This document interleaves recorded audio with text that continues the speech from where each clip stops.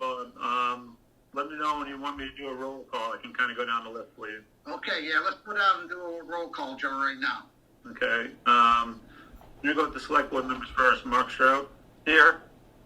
John Boyle. Here. Ed Hubb. Here. And Bob, this is Joe. I'm here. You're here. Ken Walto. Here. Okay. And then, Mr. Chairman, we have Attorney Coles. Yes, present. And Attorney Zessen. Here. We have Officer Marley. Here, sir. Officer Powell. Here. Sergeant Furlong. Here, sir. And Brittany Miller. Brittany is here. Okay, here we go. Good evening. Records reflect that this matter was on the agenda to be held in executive session pursuant to section 21A of the General Laws 38. However, the subject of the executive session, Officer John Marley has exercised his right to have this matter heard in open session. Today is April 16th, 2020. It is 6 p.m. My name is Bob Bishop. I am the chairman of the Dalton Select Board. This is a hearing being conducted in accordance with Section 41 of Massachusetts General Laws, Chapter 31, to determine whether there is just cause to discipline John Marley, a police officer in the town's police department, up to and including termination of his employment with the town. Tonight is the second day of the hearing. The first was held on April 9th. On the first day of the hearing in this matter, 7 exhibits were entered into the record. Before we continue the hearing, I note 2 additional exhibits will be entered into the record. A, January 21st, 2020 email string regarding the procedure for responding to domestic violence incidents, which will be marked as Exhibit 8. A October 15, 2019 email from Sergeant Furlong to all members of the department regarding keys on the cruiser key change, which has been marked Exhibit 9. Before we begin, are there any other preliminary issues that need to be addressed? There's a number of other exhibits that Attorney Zessen had sent out that I believe are also need to be introduced.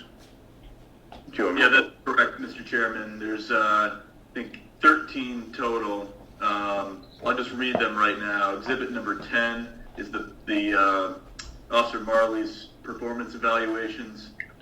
Exhibit number 11A is the first packet of commendations for Officer Marley. Exhibit 11B is the second part of that commendation packet, and 11C is the third part of that commendation packet. Exhibit number 12 for tonight's hearing is it's a mental health training documents that are being introduced by the employee. And exhibit number 13 is the Dalton Police Field Training Manual. Bob, it's Mark Stroud. Hi, Mark. Before we go any further, can you have the record show that I'm recusing myself at this time? Yes, sir. Thank you. Okay, before we left, I had a couple questions for Officer Marley, if that was all set, because my mic was off the last time when we did that. Is it okay to ask them now, or should I wait? That's fine with me. I think that's fine if Attorney Coles is okay with it. Okay. Okay, Officer Marley, all the time if you've been on the force, have you ever responded to another call at that North Street address? Yes. And did you ever have to use a key to get in any of the apartments? Not that I recall, no. Okay. Has any other police people ever responded to that where they had to use keys and it was in a report? Not that I recall, that I'm aware of, if anyone else responded. I don't recall that. Okay. Okay. I have a couple more questions and I won't bother you too much. Has others had problems getting accurate information from the dispatcher in question? In open discussion in our department, there have been officers that mentioned to me having similar problems with that dispatcher and some communication issues, yes. Has he ever been disciplined or spoken to about this to correct this? And has there ever been a string of letters saying he needs to improve his performance or anything? I can only speak to the fact that I know he's been spoken to by his supervisor at least once. I can't say I've seen a document about what that occurred. Some of these things we try to address on a lower standard rather than to, try to address it more than a personal matter than make it a discipline issue for them. Something kind of, we try to have a good working relationship with them. But as far as how else these have been addressed by his supervisor, I can't specifically state what I know to what type of discipline, but I know he's been spoken to by his dispatch supervisor regarding concerns on calls. Okay. And just one more. I still need, I couldn't quite hear the last time when Attorney Zessin asked you this question. Why was the young lady never called? Why was she totally ignored in this whole thing about when everybody knew they should be doing a well-being check? How come she was never called?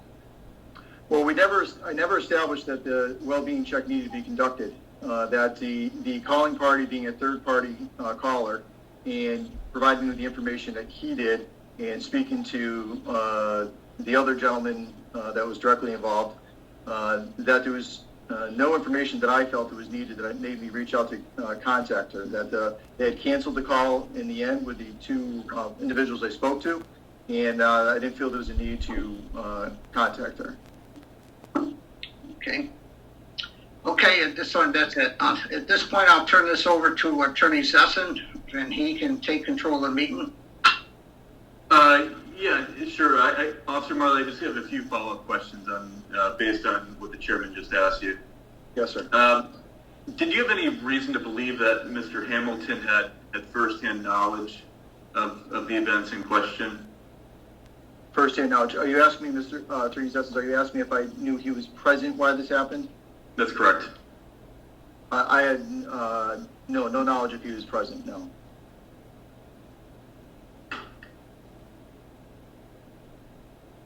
And in the previous times where you had gone to North Street and you responded to a call there, you said you did not need a key to get in, correct? No, sir. Well, what I said was, in my recollection of going there, to enter that building, I've either had to be let in by someone who's lived there, or I've had to buzz their apartment and try to get in. Okay.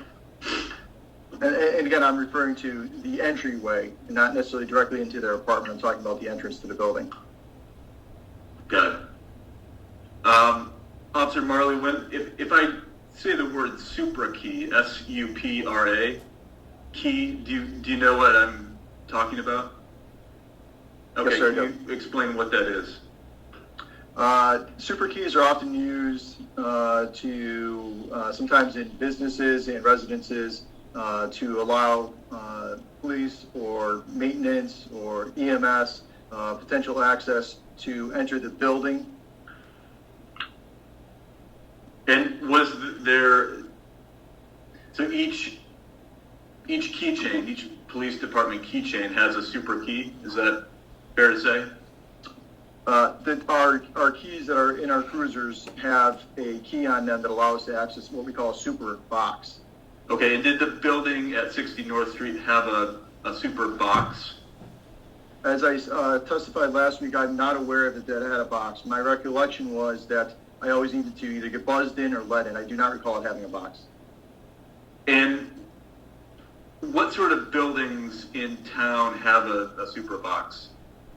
As I just stated, sometimes they're apartment buildings, sometimes they're the schools, sometimes they're private businesses.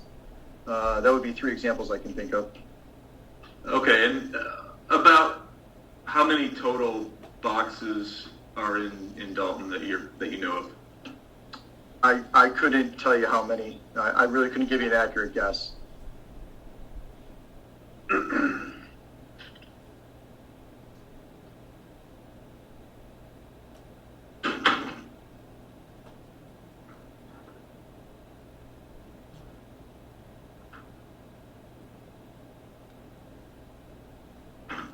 Okay, that's all I have for now. Okay, Terry? sir. I have a few questions. So, just so I'm clear, the residence in question, there's a main key that gets you into the building? Is that, and then there are separate keys that get you into each apartment? I don't know particularly for that building. I have never had to use that key, or if there is a key, or use that box. I've never had to use it. So often, I can tell you in other circumstances, but that one particular, I didn't know if there was a key or a super box there. Okay.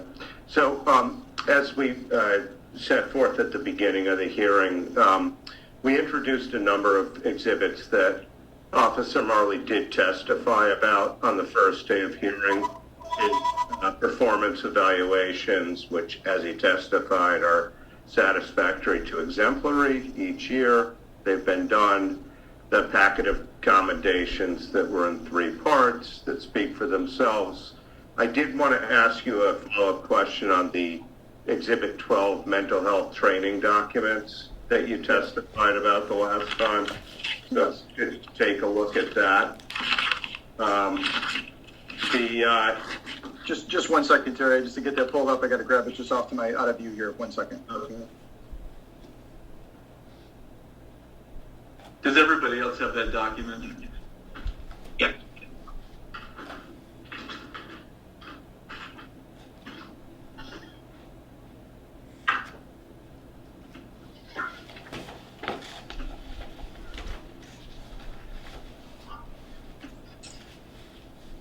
Just going to take a minute to locate it.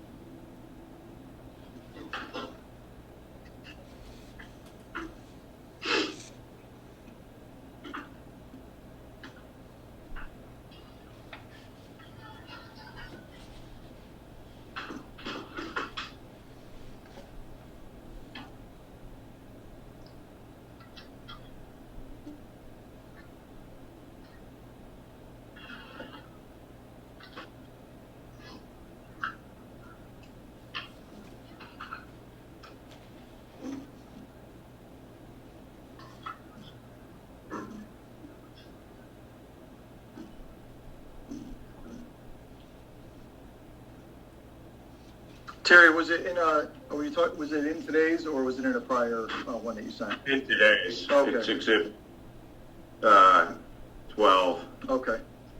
It has a 2-page training record for you, and then a 3-page, 4-page portion of a book training manual that you Okay. use. Yeah, I have it here. I'm just trying to open it. It just won't open for some reason.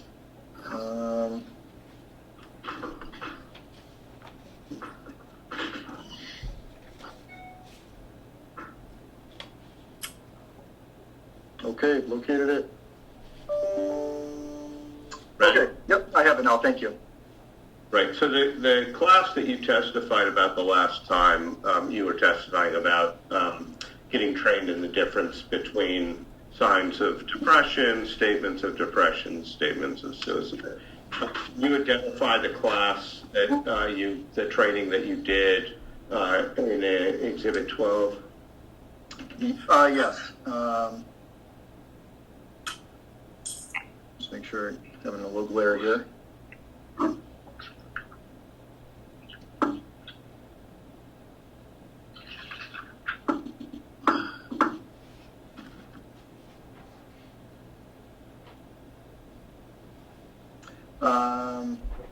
Okay, it's March 22nd, 2018, the mental health first aid. Okay. And is that the class that if you go to the 3rd page, there's a Chapter 3, an excerpt from Chapter 3 entitled Depression? Yes. Where did you, was this document a part of that class? Yes, it was. Okay.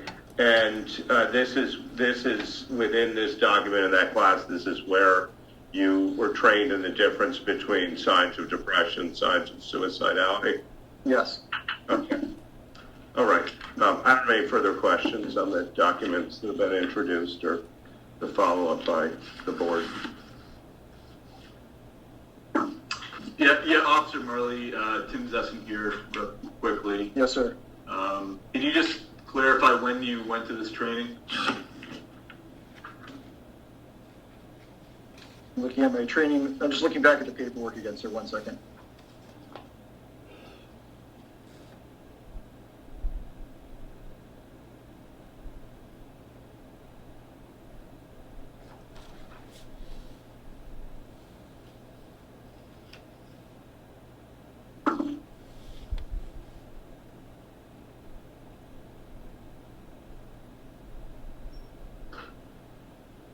Okay, it was March 22nd, 2018. Okay, I don't have any further questions. Thank you.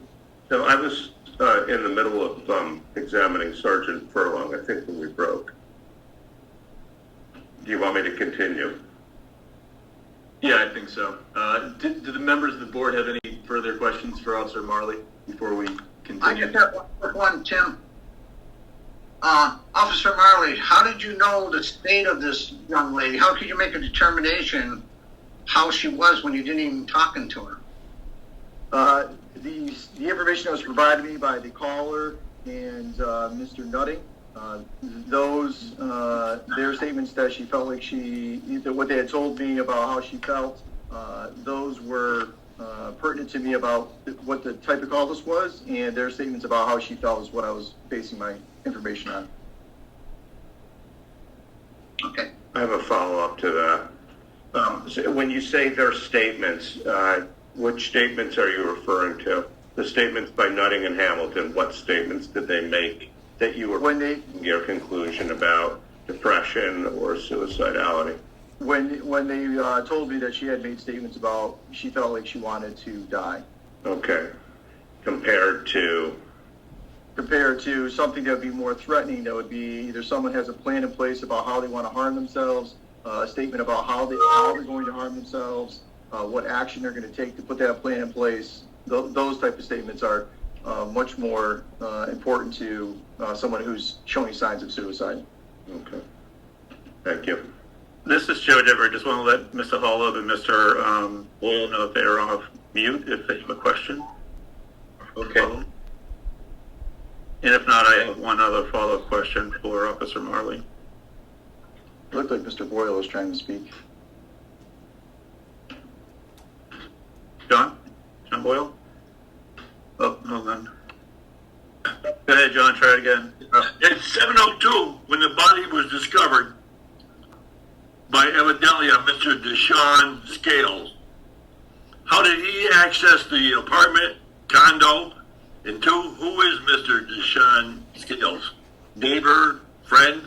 To answer your last part of your question, Mr. Boyle, he, as far as I know, is a friend of the parties involved. And How did he access the apartment? I wasn't present when he did. I believe he accessed the apartment with Mr. Nutting, which is the boyfriend.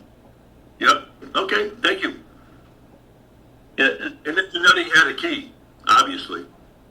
He lives there. I assume he does. Oh, okay. Then a follow-up. Did he live there? Mr. Nutting? Was he a resident in that unit? Mr. Nutting lives there, yes. And the victim, Miss Hayes? Yes. It was my impression that Miss Hayes' father owned a condo. The information I have is they live together there. Okay, thank you. Molly, the follow-up I have, this is Joe Dever, is going back to the mental health training and referencing that Chapter 3 depression component. And when they talk about depression, the main crises associated with depression, do you agree with the person has suicidal thoughts and behaviors, and therefore it's a crisis? Mr. Diver, could you ask me that question one more time, sir? I didn't know if you were looking at something or you were making Yeah, I'm something referencing that Chapter 3 depression. I believe it's not very clear. I think it's on page 22. And over in the left side column, it says the main crisis associated with depression as follows: the person has suicidal thoughts and behaviors, or the person is engaged in a non-suicidal self-injury. Do you concur that those are crises? I'm just trying to look at where you are here, sir. You said you think it's on page 23? 20, it looks like 22. It's right off the page. What's seen as page 21. Okay, yep, 22, and then you're saying it's on the left side or right side? Left side. Okay, sir. The main crises associated with depression are as follows. You see what I'm Oh, saying yeah, there? I have you now, yes. And the person has suicidal thoughts and behaviors, or the person is engaged in a non-suicidal self-injury, rise to a level of crises. Okay. Do you agree with that? If someone's making, if the person has suicidal thoughts or behaviors, again, suicidal thoughts or behaviors are different than signs of depression and statements of depression. So suicidal thoughts or behaviors would be exhibiting or saying something like, I want to hurt myself, or they try to hurt themselves. And that a non-suicidal self-injury might be someone who is engaged in harming themselves, but the injury wouldn't result in death. This document actually says the main crisis associated with depression. So these are associated with depression. I'm asking if you agree with that. If they're associated with depression, they would be parts of, if someone is depressed and they engage in some of these behaviors, that would be associated with depression. And raised to a level of a crisis. If they committed those acts or did those acts. So had those thoughts, the thought being an act. So being informed that she wanted to die or threatened to kill herself, those thoughts. Again, those are, in my opinion, they're signs of depression, but they're not signs of suicidal statements. I think to take that in context is to say these are other parts of signs of depression or signs of suicide, and I'd have to read the entire document to see what they're referencing there too, sir. Okay, thank you. You're welcome, thank you.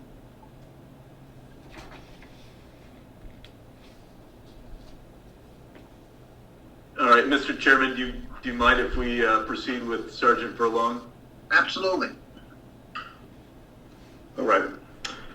So Sergeant Furlong, you were in the middle of your testimony, and I think I was about to focus on the incident in question that we're here today. And I guess the first question is, there's been some talk about whether this incident qualifies as either a domestic or a domestic violence incident or something like that. And my first question to you would be, do you have training in domestic or domestic violence calls? Yeah, absolutely, Terry. I have all the basic training that most every police officer gets, going through a part-time academy, a full-time academy, plus in-service trainings and things of that nature. I'm also a level 3 domestic violence instructor for the municipal training committee. So I teach in service to veteran police officers, and I can instruct domestic violence response to basic recruits as well for the academy. Where do you do this training? So I do in-service training in Berkshire County for other police departments, including Dalton. And then I can also teach at the police academy in Springfield, which I have done multiple times. On domestic violence? I haven't done domestic violence at the police academy. I've done in-service training in Berkshire County. Okay, on domestic violence? Yes, domestic violence response. So based on your training and your being an instructor in domestic violence, in your review of this incident, would you classify this as either a domestic, verbal domestic, a domestic violence call, any of the above? Okay, it is clearly not a domestic violence call. And why is that? Just let's take this, because I know in the report, Sure. Mr. Donovan refers to it as violating the domestic violence policy. And so why don't you explain to us why it's not a domestic violence call? Okay, so domestic violence is essentially an assault and battery on a family or household member. That's essentially what domestic violence is. Plus, you have various portions of 209A Section 1 that can also be associated with that, such as forcing somebody to have sex against their will, that kind of thing. Okay. And was there anything in this incident that rose to the level of a domestic violence incident? No, absolutely not. And I know one of the board members witnessed a domestic violence incident and called me and called the police department. I responded to this domestic violence incident, spoke with the people involved, spoke with the board member, investigated the crime, made the arrest, which was the appropriate decision based on probable cause that I built after interviewing the parties. We went to court and we ended up losing in court. So you can make the right decisions on the street and still lose in the end. But this was not that kind of call. No, absolutely not. There's no hint in this call of any type of violence at all. Okay. So then let's move on to what do you understand a domestic call to be? In other words, when dispatcher Speth first went on the radio, he characterized it as a, quote, domestic. And I'm wondering what that is. Yeah, I mean, you could interpret that any which way. I mean, when I hear the term, if I heard a dispatcher dispatch it as domestic, I would have thought that something physical was happening. Like there's a caller on the phone saying my significant other is hitting me, or a passerby is observing somebody hitting another person or something like that. Okay? Because without the follow-up portion of that, it's just you're left to speculate what it is. Okay. And there was a document introduced in this hearing that is, it's been introduced as Exhibit 8, and it's the Chief Co. January 21st, 20 email regarding domestic incidents. You see that? Yeah, I have a copy of it right here. Okay, so I guess my first question is, this email, the incident took place, that we're here today, took place in 2019, correct? That is correct. And this email is from 2020. Yep. So this email got sent out after the incident, but I want to draw your attention to the second page. There is an email from Officer Jeffrey Bowell, January 21st, 2020. It begins on the first page, goes into the second page, and he responds to the chief, for clarity, Chief, so you want these done for verbal domestics as well. And this is in regard to the chief wanting domestic violence worksheets and cruisers. And to use these OF or AR reports. Let me ask you this: what's meant by a verbal domestic? Verbal domestic would be two people that are engaged in an active argument. So, for example, if Mr. Nutting and his fiance were in their apartment on 60 North Street and they were having like a screaming match, and maybe, I don't know, something got thrown, but whatever, it caught the attention of a neighbor. And so the neighbor, typically, and these typically happen, this is how these things, play out. So a neighbor, hears their neighbors fighting and says, God, that sounds really bad. I think somebody needs to get over there and stop this before something gets worse. And, that would be what I would characterize as a verbal domestic. Okay, so then now let's turn to the incident we're here investigating or discussing, and let me ask you if you consider this to be a verbal domestic. No, I don't consider it to be a verbal domestic. Why? Two reasons. First of all, the caller calls it in and uses past tense that his friends had an argument and Are you looking at the document right now? I'm just going by memory because I didn't know if I was allowed to look at stuff. So okay. Well, why don't we do this? When you say it was called in, it's called in as what? So initially, if you go to page 15, which is the timeline summary. So now we are looking at the report that Mr. Donovan prepared, which Correct. is Exhibit 2. Correct. Okay. And you're explaining why this incident doesn't qualify as a verbal domestic. Correct. So if you just start with the timeline summary, so page 15 in Mr. Donovan's Yes. report. Okay, so page 15, first entry, 6:16 p.m. Tyler Hamilton calls into the Dalton Police Department on a regular line requesting a well-being check on his friend at it's blocked out in my copy, but I'm going to, whatever, the address in Dalton. Right. So, A well-being check is not a domestic, I take it?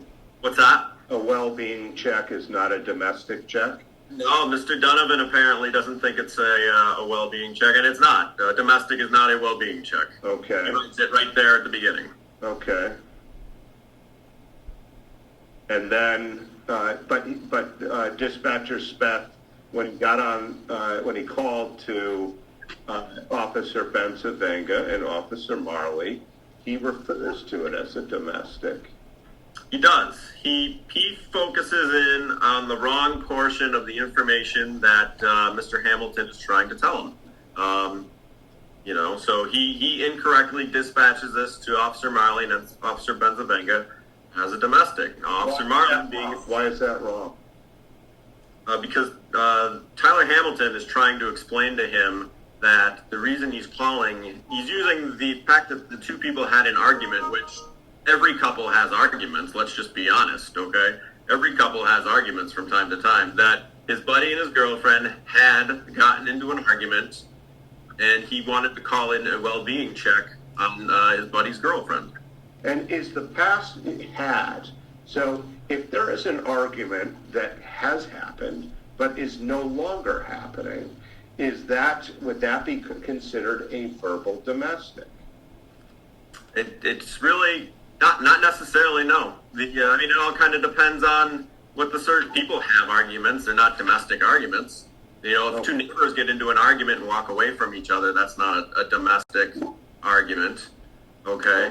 And in this case, had the two individuals that were having the argument, had they separated? They had separated. By the time that Mr. Hamilton called in the well-being check, had Mr. Nutting and Miss Hayes separated? Yes, and Mr. Hamilton states that they had separated. He, in fact, stated that his friend, Mr. Nutting, had not only left the building with his dog, but was currently at dinner with his employer, the Chief of Police of Peru. Okay, and he actually told that to the dispatcher, to Dispatcher Speth? He did. It's actually on the next page. Well, if you go over to page 16, which is the transcript of the call. And we're on joint exhibit number 2, yes. Okay, so if you go to the caller, the second block down, Mr. Hamilton states, my buddy and his girlfriend in past tense, got into an argument. And I just wanted to see if somebody could swing over and do a wellness check. Okay. And again, this request comes in on the 0300 business line, not the 911 emergency line. And, from reading right there, it doesn't sound like there's much of an emergency happening right now. He's just saying, hey, it would be nice if somebody could swing over there and check on her. Is there further portions of his call, Mr. Hamilton's call with Dispatcher Speth, that suggest that this could not be classified as a verbal domestic? And if you could point those out. Sure. If you flip the page to page 17. Yes. And then you go down 1, 2, 3 blocks, you've got caller. So the dispatcher's trying to ask, hey, what's going on here at that location? And again, Mr. Hamilton's saying they just got, past tense, into an argument. She thinks he's cheating on her, and then he left, and he took the dog with him. Okay. Okay. And then she said some things like she was going to kill herself. Right. And then does Mr. Hamilton provide further information in his call to Dispatcher Speth that suggests that this is not a domestic? Sure. If you go down to number 5, So if I go down here, you've got, if you go 1, 2, 3, 4, 5, 6, 7 up from the bottom, and then you've got the caller. On page 17 of Mr. Dunn. Page 17, go 7 blocks up from the bottom. Yes. And Mr. Hamilton tells the dispatcher he's in a vehicle. He went and he was having dinner with it's blocked out, but I'm going to guess it says the Peru police chief. Right. Okay. And so it's based on this is not classified as a domestic, at least as it was reported by Mr. Hamilton to dispatcher Speth. Right. There's no danger of the situation deteriorating that demands an officer respond that very second. Both parties have been separated, and apparently for some time, since one person's already at dinner with his employer. Neither person who's calling is the involved person. So frequently when people have verbal domestics, somebody will call and they'll be like, hey, I just got into a fight with my boyfriend, girlfriend, husband, wife. I want to know what my options are. I want to know what my 209A options are. I don't want them back. I'm sick and tired of fighting with them. This isn't the case.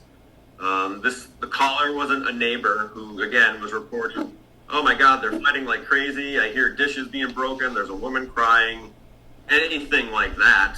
So, again, this fight likely took place inside 60 North Street sometime before, based off Mr. Hamilton's transcript in the back, probably took place sometime around 4 o'clock in the afternoon on a Saturday in November when most people are indoors. And again, not one call from anybody in the building saying there's an awful fight, a big blowout, as Mr. Donovan was continually calling it, which he has no proof to show. There's nothing that says that that's the case. So really, there's no, yes, there's a past argument between a boyfriend and a girlfriend, but nothing that's active, nothing that requires an immediate response. And neither are requesting, assistance for a domestic. What you have is Mr. Hamilton calling for a well-being check. Okay. So now let's move over to whether this call constituted a well-being check that Officer Marley should have responded to or had Officer Pennsylvania respond to. In your review of the record, is the information that Officer Marley received, does it rise to the level of suggesting that a well-being check should have been performed? No, it does not. Okay. Can you take us through what evidence there is in this record that demonstrates that Officer Marley did not have information suggesting that a well-being check should take place? Okay. So if you go to my March 8th, 2020 memorandum for record, I'll let's stop for a second so everybody can pull that document up. Okay. And that is Exhibit 4, I believe.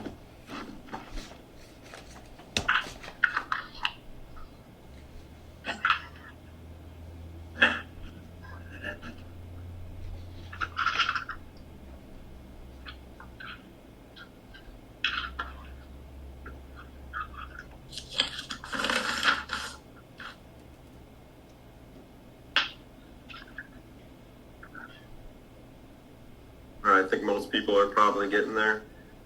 So if you look at page 1, right, I carefully lay out for you, I don't leave it out of my report. I carefully lay out for you the situation in which a public officer can make entry into an apartment without a warrant and without permission of the homeowner themselves, okay? And it's called the community caretaking doctrine. And I explained to it that in order to enact the community caretaking doctrine, you need to have reasonable suspicion of an emergency. And I put it in quotes and cite it in my bibliography, the Massachusetts police manual that we have here at the Dalton Police Department that is written by attorney John Sheft. Okay, that is like our Bible. That's what we're trained on at the police academy. I keep an active brand each year. I buy a brand new set of books, put them on my desk, and that's what we go by. And so then when you look down through what is reasonable suspicion, okay. So it's trustworthy, personal observations, or information provided by other people. They have to be facts or inferences, but not assumptions. And an officer can make reasonable deductions based upon facts gathered. That would lead a reasonable person to believe. Now, Mr. Donovan repeatedly stated while testifying and throughout his thing that it's a reasonable police officer. Well, he's wrong. The correct definition is a reasonable person to believe that there is a concrete possibility, or concrete, that means it's got to be pretty substantial, all right? It doesn't have to be 100%, but you should have pretty strong footing before you enter somebody's house and under the community care doctrine without their permission. And then lastly, of an emergency, okay? So I lay it out so that everybody knows what the standard is, all right? Okay. It's not left, it's not, that's not my opinion. That's exactly what police officers use. Okay. And why is this? Why is the evidence here not? Why you ultimately conclude that there's not reasonable suspicion here based on the evidence? Right. Why? What is the evidence that does not rise to the level of reasonable suspicion? So Officer Marley, I guess we'll shift down. So Officer Marley is given information. First, he receives information from dispatch, which is incorrect. And he sorts through that. He's a veteran officer. He figures it out. He says, all right, this isn't a domestic call. This is a well-being check. Then he goes ahead and he makes contact with, well, first he tries to call her first. He tries to call Tyler Hamilton back first twice and is unsuccessful in doing that because the information provided to him by the dispatcher is incorrect. So he uses his own initiative and says, wait, I know his employer, the chief of police of Peru. I will call him and try to identify this fiance. So he does. He calls the fiance. Yeah, I pause you there 1 second because Sure. I just want to take this one step at a time. Why is the information that that dispatcher Speth initially gives to Officer Marley, why does that not rise to the level of reasonable suspicion? In other words, dispatcher Speth tells, first, he incorrectly calls it a domestic, but then when Officer Marley goes into his dispatch office and talks with him, he says it is a well-being check. Right? Correct. Okay. Why Yes. is that not enough at that point? Because they believe it's stated that in the transcript that it's the friend, Nutting, who's providing all the information to Hamilton. So there's a third party that's providing that information. Okay. Okay. And So you're you saying, can't necessarily just act on third party information. You should verify from the source the information is good. i.e. call Nutting, the one that Yeah, told absolutely. Mr. Hamilton, allegedly told Mr. Hamilton, at least initially, Mr. Hamilton characterized it as her saying that she wants to kill herself. Mm-hmm. Okay. So, Officer Marley then does get in contact with Officer Hamilton, Nutting. Mm-hmm. And why is that call? Why does that call, the communication between them at that point, why does that not rise to the level of reasonable suspicion, enabling him to do a well-being check? So after Officer Marley speaks to Mr. Nutting, Mr. Nutting corrects the record and says, no, she didn't say she wanted to kill herself. She stated that we had gotten into an argument, and she stated that I wanted to die, okay? Which is a sign of depression, okay? Right out of the manual, it's a sign of depression. It doesn't indicate a plan. It's not like saying, I just took 20 pills and I want to die, or I have a gun and I'm going to kill myself. Okay, those are like those two statements are like immediate. Like you need to go right that second to that address and take action. All right, but a statement that I want to die is a depressive statement. Now it can't be discounted in and of itself, but it certainly, you need to look into it. But you can't discount it. It is a depressive statement. However, every human being gets depressed from time to time, right? If a loved one dies, you get depressed for a period, and then you generally come back. Your favorite pet dies, you get depressed, you come back. It's not unnatural for a person to feel depressed. And it's not unnatural for a person to feel depressed if they just, accuse their significant other of cheating on them. Now, again, Officer Marley doesn't know either one of these people, all right? So he has no familiarity with what their baseline is. She may accuse him of cheating every time he talks to a female. That could be normal for them. I've had officers whose wives accuse them of basically they don't like the fact that they work with female officers, okay, and it causes problems for that officer. Who knows what their dynamic is. Okay. And is there anything else in what Mr. Nutting's, Officer Nutting says to Officer Marley that there isn't reasonable grounds for doing the well-being check? No, based off of what I can gather from, Officer Marley's report and what little information Mr. Donovan decided to put into this report of what Mr. Nutting said to him on 2 separate occasions. And again, it's mind-boggling that Mr. Nutting is really the crux of this focal point for where Officer Marley got all his information, and there's no transcript of the 2 interviews with Mr. Nutting. 2 interviews, no transcript of Mr. Nutting. Mr. Nutting tells Mr. Donovan what he said. Why is that information not here? I don't know. Just like Mr. Donovan stated, he interviewed Chief Jeff Renault, who was present with Mr. Nutting when he had the conversation with Officer Marley, yet there's no transcript of any interview with Chief Renault. Why is that information not in here? I'm not sure. But from what I can gather from reading Officer Marley's report is you have one indicator, which is, I want to die. You have a stressor, which is they got into an argument. A stressor is an event which triggers depression or stress, an abnormal level of stress in a person, okay?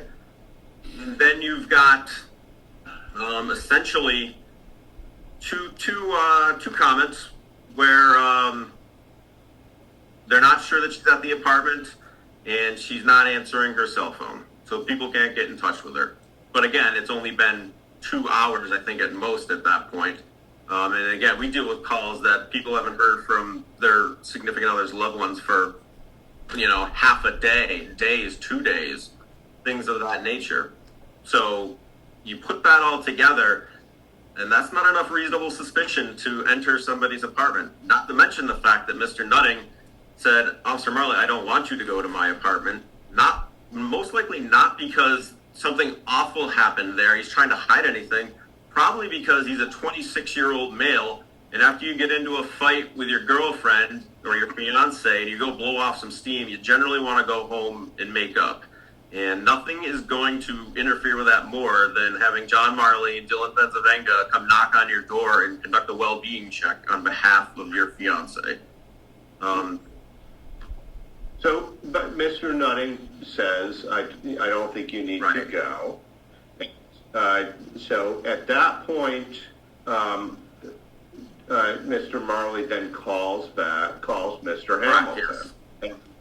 Is there anything in the conversation between Officer Marley and Mr. Hamilton that rises to the level of needing to do a well-being check? No, so again, Mr. Hamilton, he states that he went to the apartment with his girlfriend, knocked on the door for 20 minutes, and he was unable to make contact with her. So again, a short duration.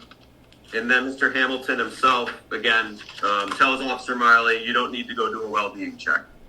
And just to back up for a second, Mr. Nutting chose the least intrusive manner to have somebody go check on his girlfriend, right?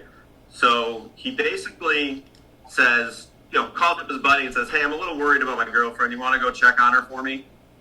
He could have called the Dalton Police Department himself at any point if he, the fiance, the person who would know his fiance better than probably anybody in the world, if he seriously thought that she needed a well-being check, he could have called the Dalton Police Department himself and requested that well-being check. But he chose the least intrusive manner he chose his friend and his girlfriend to go over there and talk to her. And from his transcript, Mr. Hamilton's transcript, it sounds like that's not the first time that's happened, because he mentioned something to Mr. Donovan about, having your girl go over there and, work their magic together and everything will be cool again.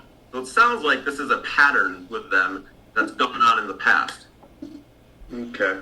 So there was, there's a portion of the telephone call, the conversation between Officer Marley and Tyler Hamilton that is quoted on page 30 of Mr. Donovan's report. Okay, let me just go to page 30. Exhibit 2. Okay. And in reviewing that, Mr. Donovan, he says in that phone call, and then he says, it appears that Officer Marley is putting the onus on Tyler Hamilton to make a determination as to whether or not an immediate well-being check was required. By telling him, we need someone to tell us, that's what we're asking, that's what they are asking us to do. He seems to be asking Hamilton to either double down and insist that the check be made, or alternatively retract his initial request for a well-being check of woman in question. I guess first of all, was it inappropriate for Officer Marley to ask Mr. Hamilton if he wanted the Dalton Police Department to do a well-being check? No, I don't believe so. He had just spoken with Kyle Nutting, who was the source of Tyler Hamilton's information. Okay. Mr. Nutting, the fiance, again, the person who probably would know this girl better than anybody else, says, Officer Marley, I don't think you need to go check on my girlfriend or my fiance. So then Marley calls the caller, the original caller, Tyler Hamilton, and says, hey, I just talked to your buddy, Kyle Nutting. Mr. Nutting, gave me the gist of the information. He doesn't believe that she needs to have a well-being check. Do you still want us to go do a well-being check? That's not completely inappropriate at all. It's just verifying the information. And Officer Marley testified that had Mr. Hamilton said, yes, I still want you to go do a well-being check, he would have gone to do a well-being check. Okay. So then there's this claim that by Mr. Donovan that Officer Marley was somehow bullying Mr. Hamilton to, not ask for a well-being check, that he was somehow trying to protect another police officer. Did you have a chance to review the interview that Mr. Donovan conducted with Mr. Hamilton? Yes, I did, sir. And does that suggest bullying? Does the interview, during the interview, does Mr. Donovan ask Mr. Hamilton if he felt pressure from Mr. Marley? Yes, he does. And do you recall what he says? Yeah, sure. Should I just reference everybody to the page? Yeah, good. So, as part of Exhibit 2, we have the exhibits that Mr. Donovan attached to his report, and the transcript from his interview with Tyler Hamilton is Exhibit 16 to his report. Exhibit 15, excuse me. And if you could show us where that conversation, in the interview, where that occurs, where Mr. Donovan is asking Mr. Hamilton about whether he felt pressured. Sure. So if you start on page 10 of that document, and if you go to the bottom, you'll see Donovan is the last box. Yes. So let me just add some context to this for everybody. So Mr. Donovan was questioning Mr. Hamilton. He asked him about his second conversation with Officer Marley. Hamilton really wasn't clear about stuff, so he plays them the audio recording of the conversation that they had. And a couple things with the transcript. first of all, the transcript, it says audio recording ends above Donovan, but there's 3 additional lines that are cut out of the transcript, which I know because I've listened to the audio of this myself multiple times. And the conversation ends with Hamilton saying, "I will," after Officer Marley says, "All right, let me know what's going on. Let me know whatever the result is, okay, so we know what's going on." And Hamilton says, "I will." Marley replies, "Thank you." Hamilton says, "Thank you, sir." Now, that right there indicates, and I've listened to the audio, so I mean, I know this, and I've worked with John Marley for 19 years, and I know his voice. He was exceptionally cordial and polite with Mr. Hamilton during this conversation. The conversation ends well, and why the ending is cut out of this portion of the transcript, I don't know. But Officer Marley's tone was clear, it was concise, he was polite, he wasn't bullying or anything like that. In addition, I'm just going to add that I'm a level 3 instructor for eyewitness identification for the Municipal Police Training Commission, okay? And that training deals with how to interview witnesses and how to protect memory, all right? Because police have learned over the years that memory is a fragile thing. We don't remember things like watching a movie plays out clearly like a movie. We remember things in bits and images, and then we piece these bits and pieces of images together to form in our mind our memory. But they're very fragile and they're very susceptible to corruption. So follow me. So down at the bottom of page 10, Donovan. All right, so I'm going to go back on the record, but first I'm going to ask you how you felt about that call. Did you think he was trying to talk you out of going or him going? The page. Top of page 11. Hamilton. I just didn't know what was clear. Like if it would have affected, and my copy's blocked out, but I guess like if it would have affected Kyle. Right. All right? Kyle Nutting. Kyle Nutting. Okay. So Hamilton's not saying that Marley froze him. Hamilton's not saying he was bullied. He's saying it just wasn't clear to him how the call would have affected Kyle Nutting. So Hamilton right there is indicating he's really less concerned about the girl and he's more concerned about his buddy, Kyle Nutting. But Mr. Donovan, that's not good enough for him. So this is the best part. Next block. Donovan, I understand that, but you tell him you've already been there. Think about this. Mr. Donovan now at this point is implanting his own perception and thoughts into the mind of Mr. Hamilton for the next page so that he can get the answer he wants out of Mr. Hamilton. There's only 2 reasons that an interviewer would ever do it. The first one, you have no idea what you're doing as an interviewer. The second one is because you want to corrupt the little bits of memory inside that person's head to give you the answer you want. That is a horrific interview technique. Terrible. So, you follow this down. Mr. Donovan begins to give Hamilton his conspiracy theory about this whole affair. You get halfway through the page, then you've got Donovan, and it says, and I'll read it slow so you can catch up, NAD hyphen ... and say, hey, you think I should check on her? Like, you don't, that's not something you normally do.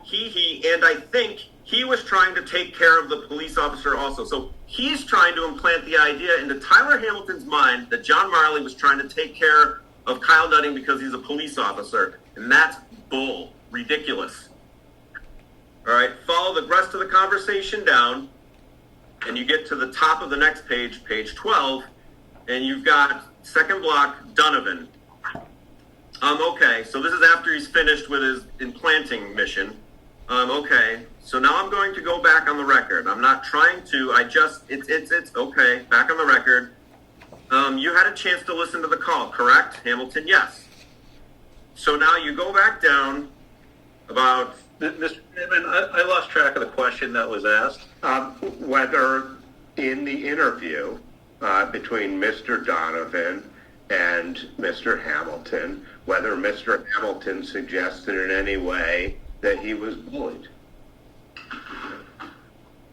And so... from Officer Marley, which is what Mr. Donovan implied in his report and testified to. Right, so opinion of Donovan's tactics don't reflect that answer, I don't believe. It does, I would suggest it does, to the extent that he's repeatedly trying to lead the witness, lead the person being interviewed, Mr. Hamilton, even when he gets the wrong answer. And so I think it's actually important to see how he collects the evidence. I think. Also, Hamilton brought up that question in the earlier part of the dispatch. Excuse me? Hamilton brought that up on the dispatch call that he was concerned about not as a police officer. Correct. So I'm not sure if Donovan's tactic here is a question. I believe it is, in the sense that Mr. Donovan is repeatedly trying to get Mr. Hamilton to say that he was concerned about, that Officer Marley was pressuring him somehow or bullying him. Thank you. So, can I continue? I would like you to. Thank you, sir.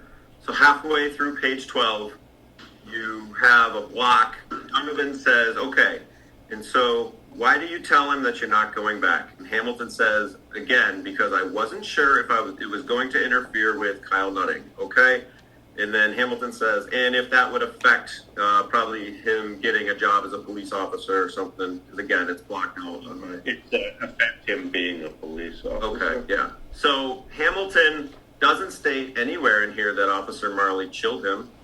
Does it say that at all? Okay. So at that point, Mr. Hamilton then calls back and at some point explains that he and Mr. Nutting are going to go check on the girlfriend. Correct. Mr. Donovan seemed to imply that Officer Marley's decision to allow that and not intervene in any way was in some way improper or a violation of the department's rules. Do you have an opinion on that? Yeah, there was no domestic violence that occurred at all in this situation. A person died in the situation, but that's not domestic violence. A person taking their own life is not domestic violence. There was no domestic violence that occurred in this entire ordeal. So again, back to my statement from last meeting, how can you violate the domestic violence policy when there's absolutely no violence involved in this call at all? Okay. What are the department policies that Officer Marley is alleged to have violated? Looking at Exhibit 1, the notice of this hearing, is the Dalton Police Department policy number 105, preliminary investigations. Do you believe that there was a violation of the preliminary investigations policy here? There is no violation of policy 105, preliminary investigations. Why is that? What do you base that on? Because preliminary investigations refers to any call that involves a crime being committed. And was there any crime being committed here? There's no crime that was committed. Okay. And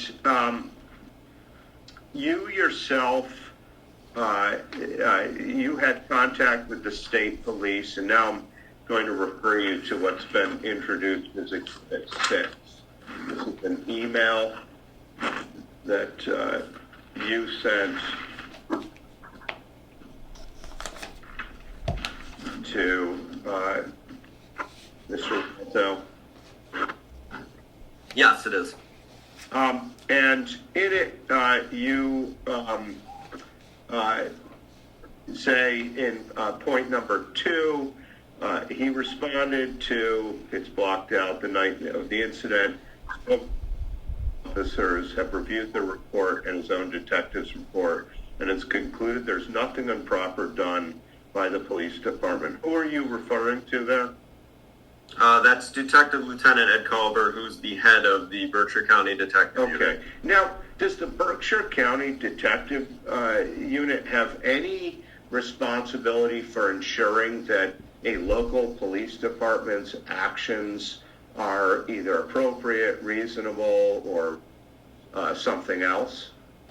Yeah, absolutely, they do. And what is their responsibility?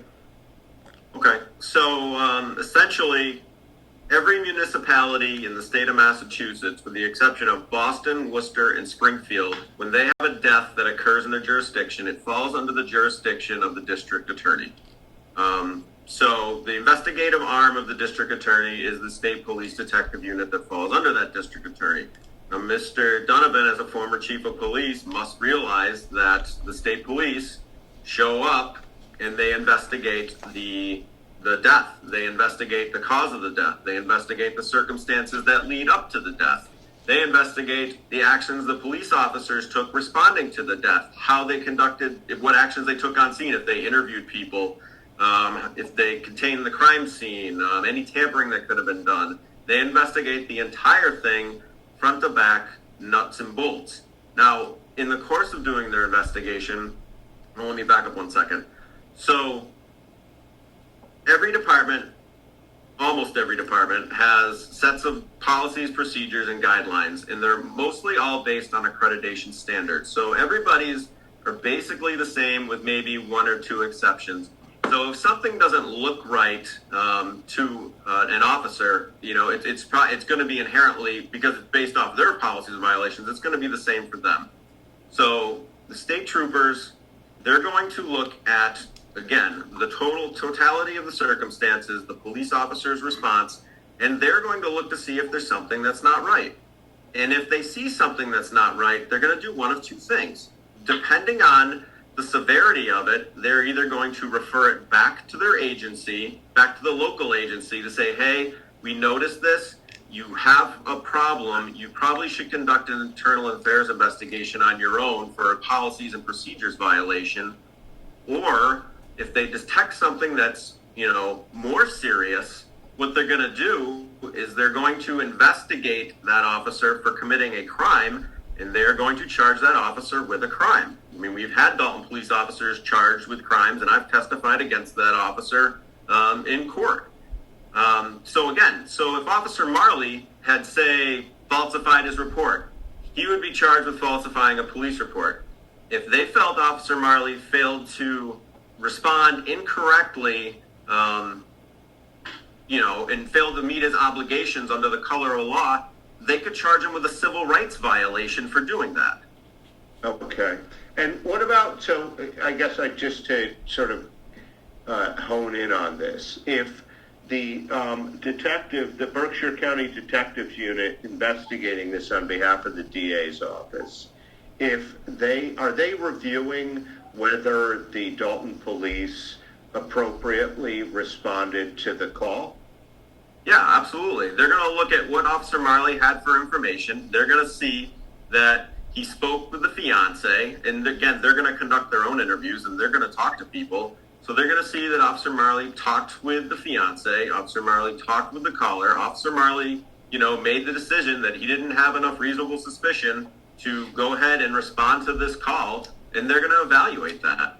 Right. And if they found something untoward in his actions, you're saying it would either be reported to the department, yes, or potentially charges would be brought. Or potentially charges brought, yes. And neither happened here. Neither happened. Okay. And in fact, so you heard back from Detective Lieutenant Culver that they had concluded there was nothing improper done by the Dalton Police Department. And then the third point says the district attorney has reviewed the case material and is satisfied with the police response to probably the address. What does that mean? It means that Detective Culver brought his findings to the district attorney. Again, a civilian oversight over law enforcement. The district attorney, who is a politician who gets no better press than, charging a police officer with a crime, reviewed the case and said that the police response was, whatever I stated here, was correct. Okay. Have you yourself ever had occasion to investigate well-being check calls and determine that a police response was not necessary? Yes, I have. And can you give us a couple examples in the, relative recent past where, you had a report for a well-being check that ultimately you determined did not need to be responded to? Sure. So we're going to March of 2019. A caller called and said that his mother was sick. He hadn't heard from her for since 4 p.m., and he wanted us to go do a well-being check. I was just leaving the station because it was the end of my shift, and it was the night shift. And I heard the address, and it immediately popped into my mind because I was familiar with the address. I walked into the dispatch center. I said, "Who called that in?" And they told me the name of the person that called it in. I said, "Cancel the officers right now. They're not going." I then walked over to the phone, picked up the phone, and I called the husband of the mother. It's actually the stepfather of the caller. And I said, "Hey, are you guys all right over there?" He's like, "Yeah, why?" I said, "Well, your stepson just tried to call in a well-being check on his mother." And he's like, "Yeah, he's been calling us nonstop all day and won't leave us alone." I took the phone off the hook. And I also knew that they had just recently gotten a no trespass order against their stepson because he had been going to their house and stealing their stuff and buying drugs. So on the spot, canceled the call, end of story. So no well-being check. No well-being check was done. Okay. Any others you can think of?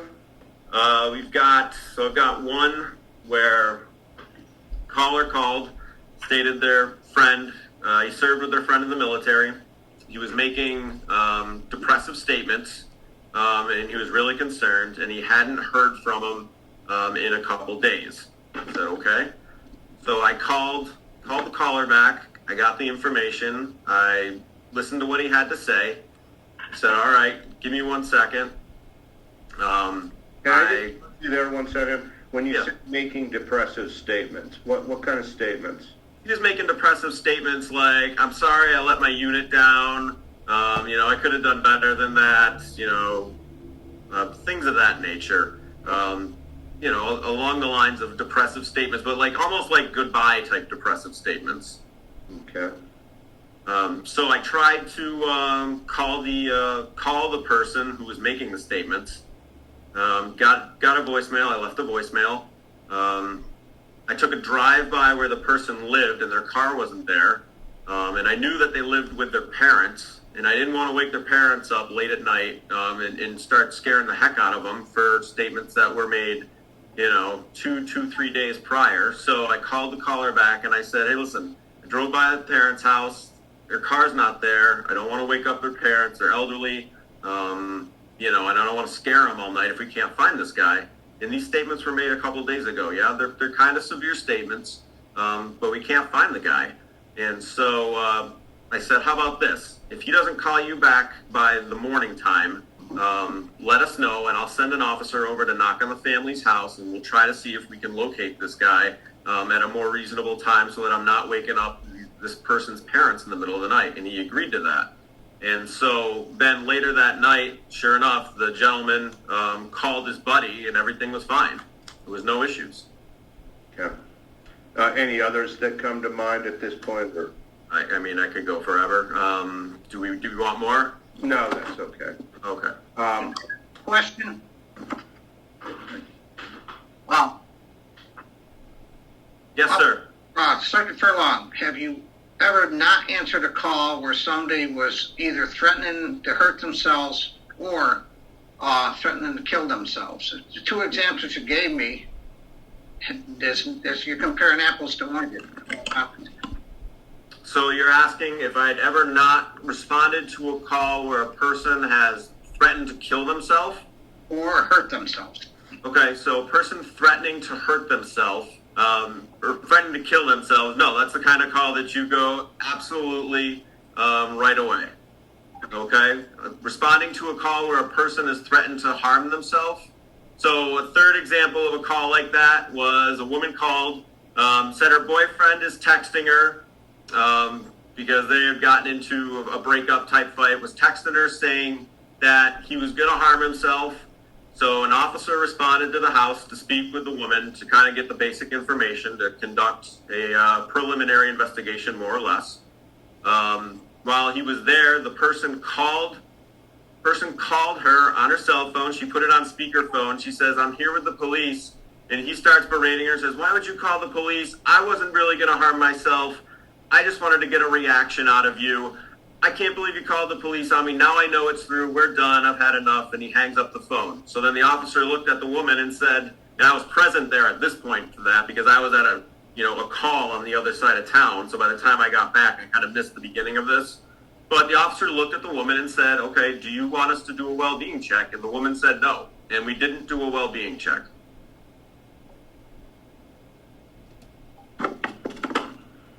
Okay.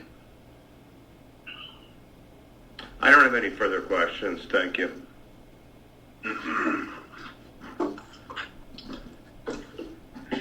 All right, is everyone okay to keep going? Yeah. That's it. Okay. All right, Sergeant Furlong, I've got a few follow-up questions for you, okay? Absolutely, sir. Does the Dalton Police Department have any formal policies or procedures regarding well-being checks? So I guess loosely based, it would be the mental illness policy, which is somewhere in here. It's one of the exhibits. I've got it listed as, let's see, number 8, I believe. Well, this is number 8.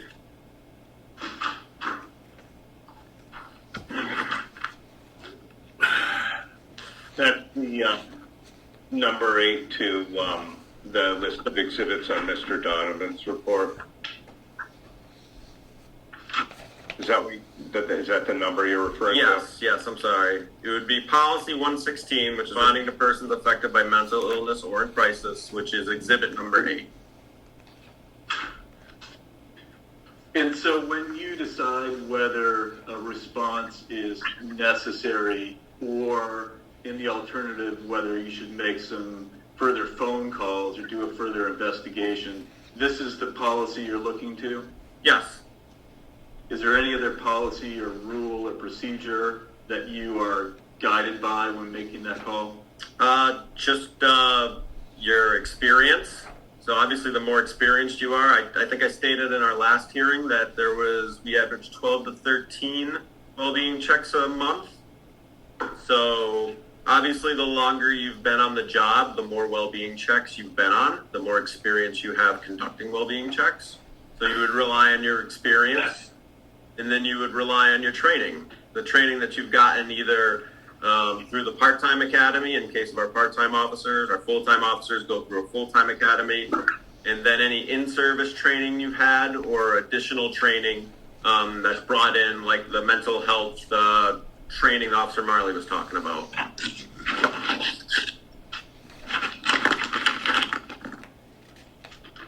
And of those, you may have mentioned this last time, I can't recall, but of the 12 or 13 calls per month that are for well-being checks, approximately how many of them can be classified as harassment, in your opinion? Well, they come in, so like a lot of times they come and go in spurts, so it's kind of hard to assess, but I will say if you averaged it out over the course of a year, 2 to 3. But it happens. 2 to 3 per month. 2 to 3 per month, yes. Okay. You weren't on duty on November 23rd, were you? I was not. It was my day off.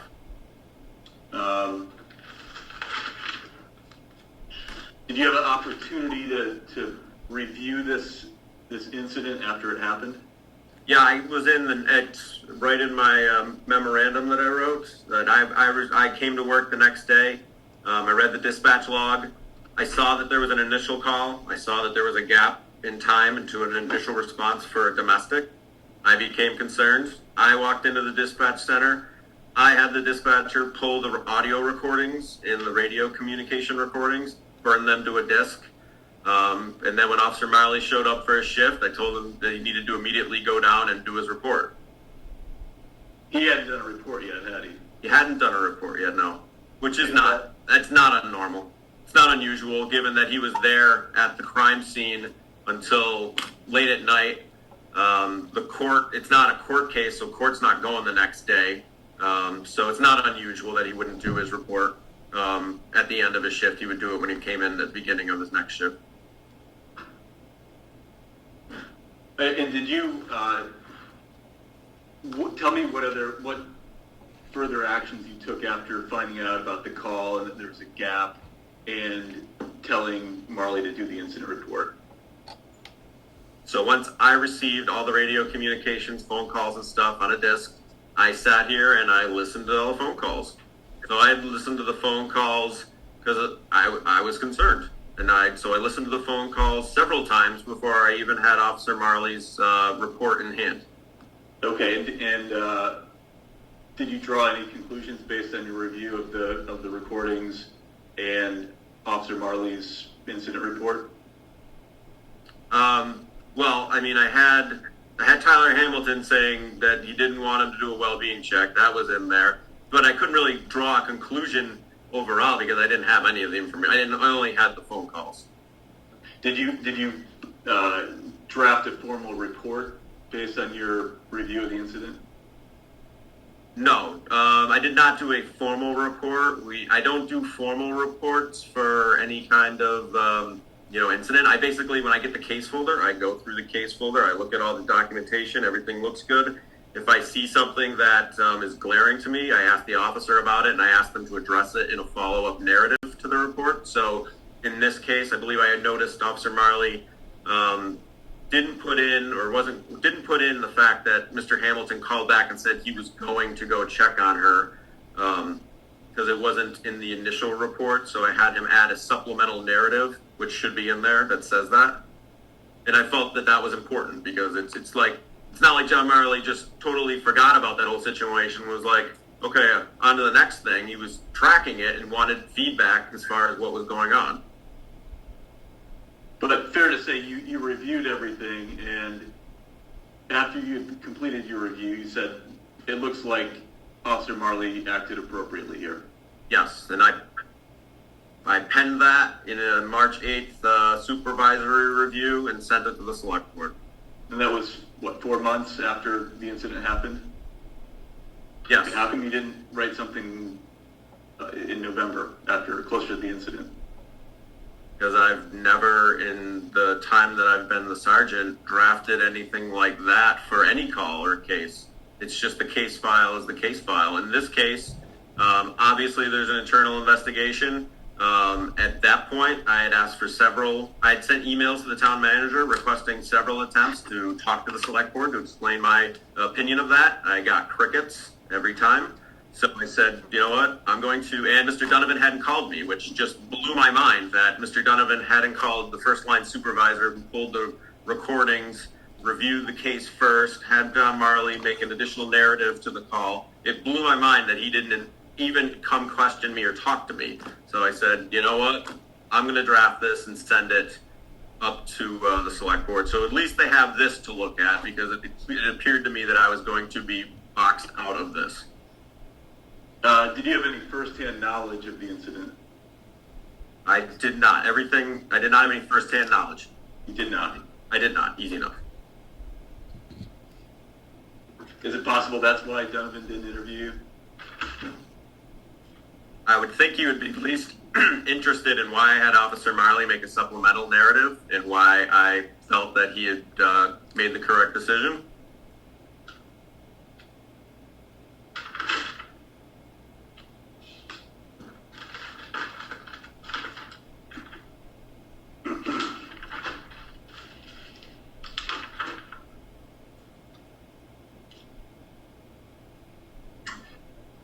Sergeant Furlong, when you were reviewing this incident the day after, did you conduct any interviews yourself? Did you talk to Mr. Nutting, Officer Nutting?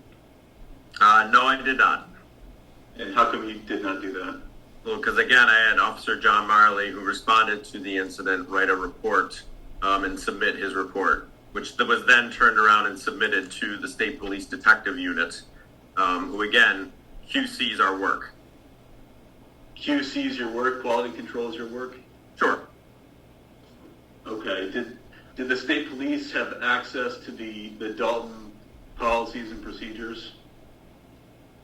They didn't ask for it, but again, everybody's policies and procedures are very similar and based on accreditation standards.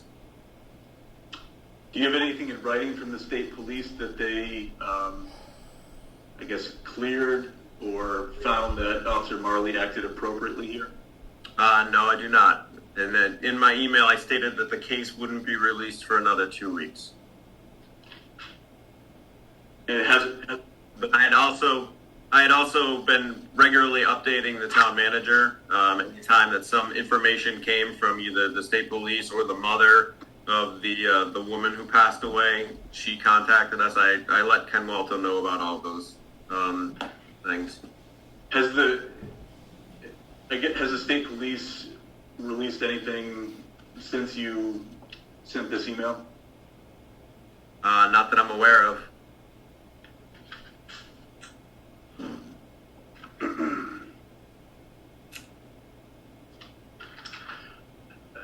Sergeant Furlong, I want to go back to the conversation between Officer Nutting and Officer Marley.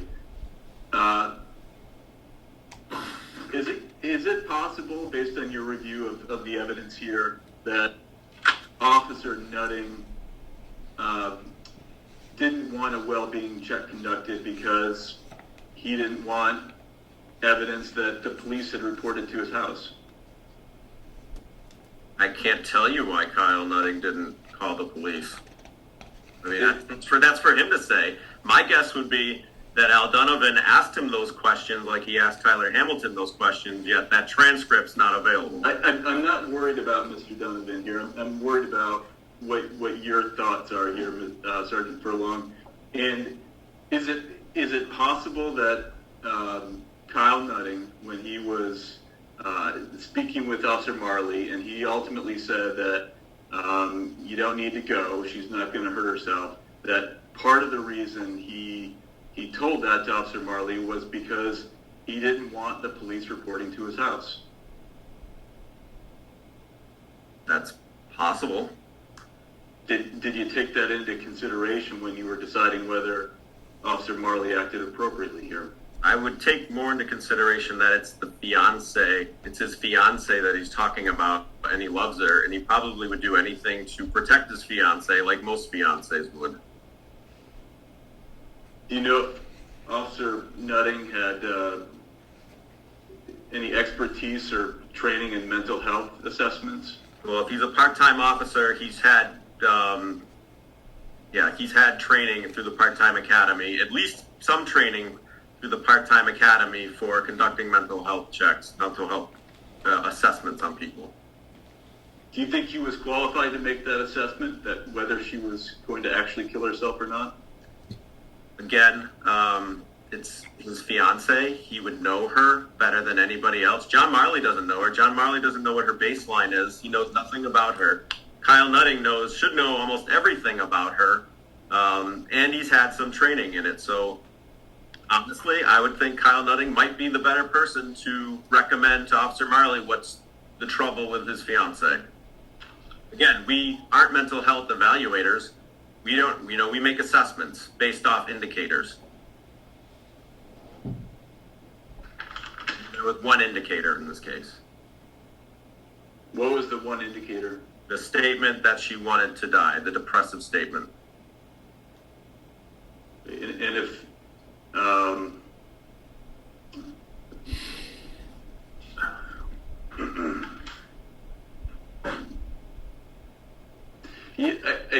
and correct me if I'm wrong, Sergeant Furlong, in your direct examination with Attorney Coles, I believe you said that the statement that she wanted to die, that was one of several factors that police should use in evaluating whether to respond to a well-being check. Is that correct? That is an indicator, yes. And what other factors would they look at? So possibly other indicators. So again, you have the stressor, which is the argument that induces an abnormal amount of stress in a person and created a statement that I want to die. Okay. What other indicators would there be? Well, for example, I stated suicidal indicators was, I have a gun and I'm going to kill myself. I have a knife and I'm going to stab myself. I just took a bunch of pills and I want to go to sleep. Does the person have a history of mental health issues? Have they committed suicide or tried to commit suicide in the past? Or are they a cutter? Do they cut themselves? Are they under the influence of alcohol or drugs? There's multiple other indicators. There's lots of them. What about the fact here that the female individual didn't answer the door for 20 minutes? Is that a possible indicator? No, it's not an indicator. It could mean anything. It could be she's taking a nap. It could be she went for a walk. She could have called her mother to come pick her up because she doesn't want to be in the house anymore. There's multiple things. Just because somebody doesn't answer the door doesn't mean you can kick their door in.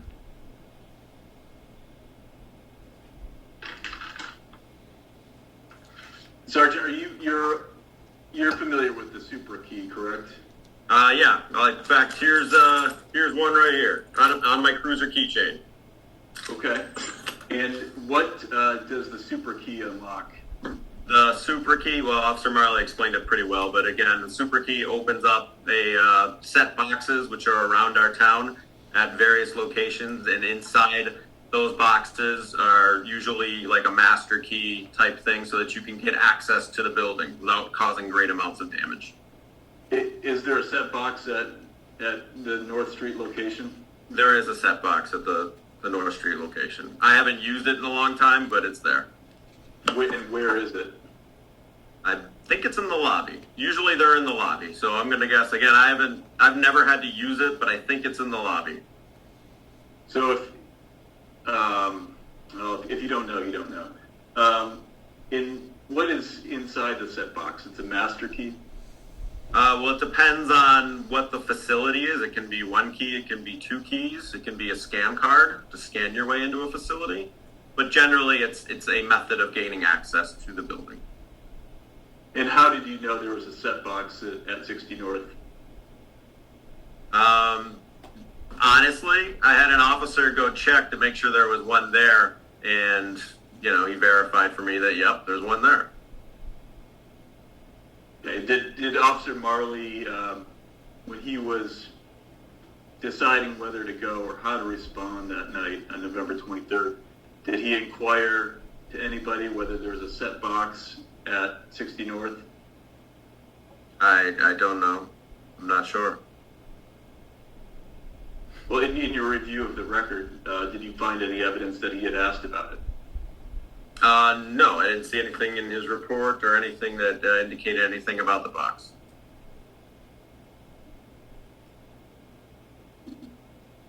I don't believe so.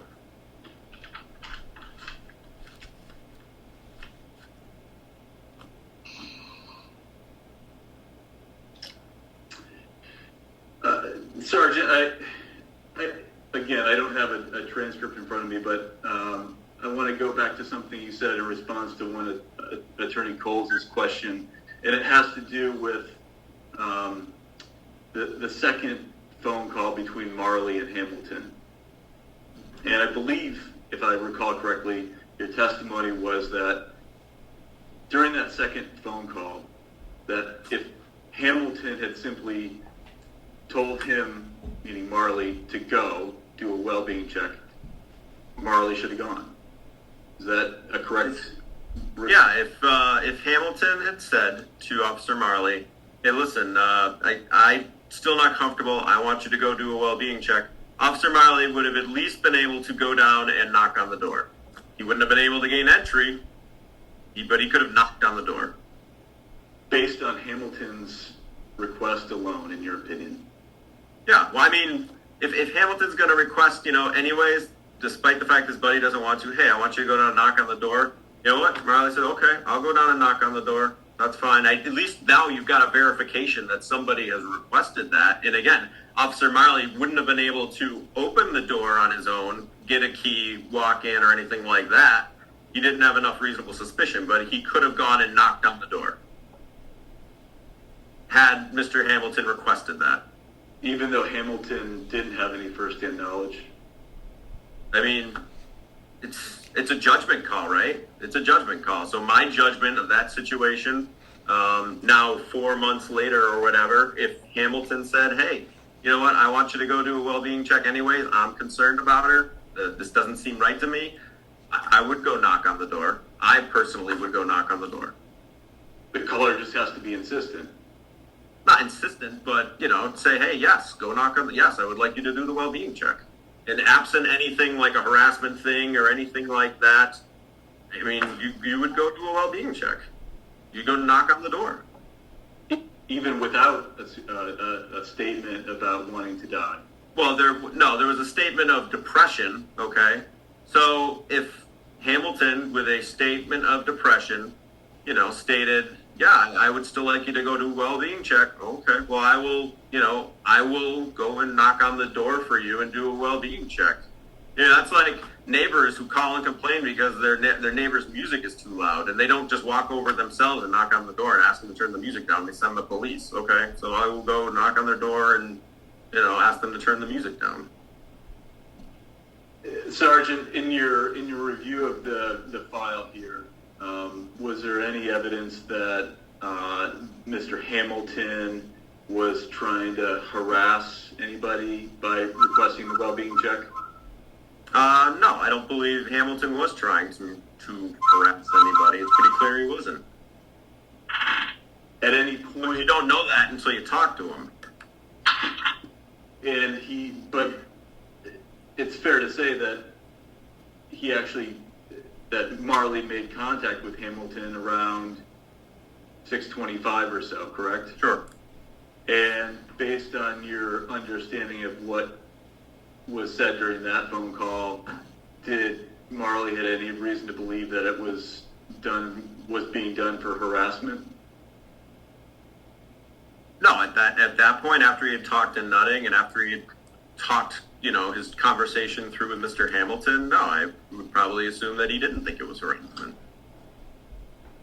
But So at that point, there's no reason to believe it's being done for harassment.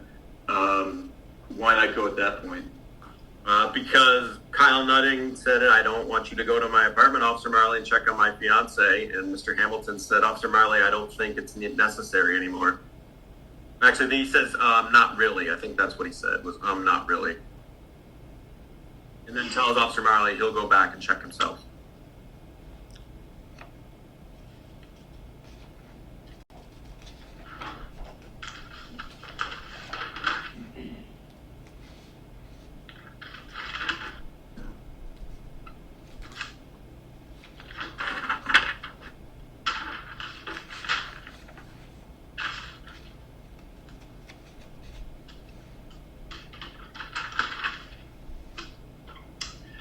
Sergeant, you mentioned something about it appearing that there was some sort of a pattern between the female and Officer Nutting, something to do with a pattern regarding their relationship.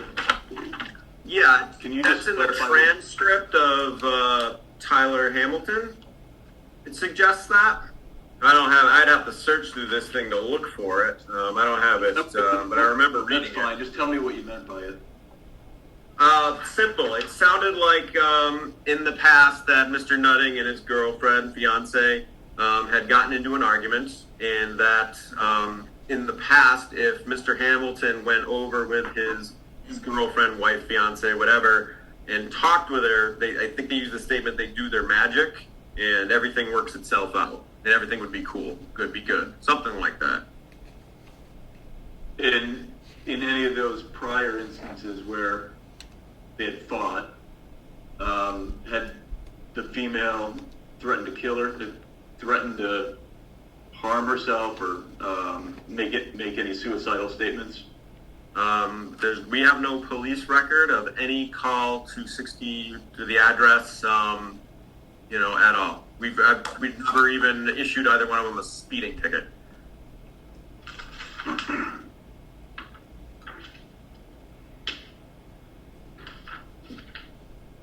But Mr. Hamilton wasn't able to do his magic here. Is that fair to say? Yeah, fair to say.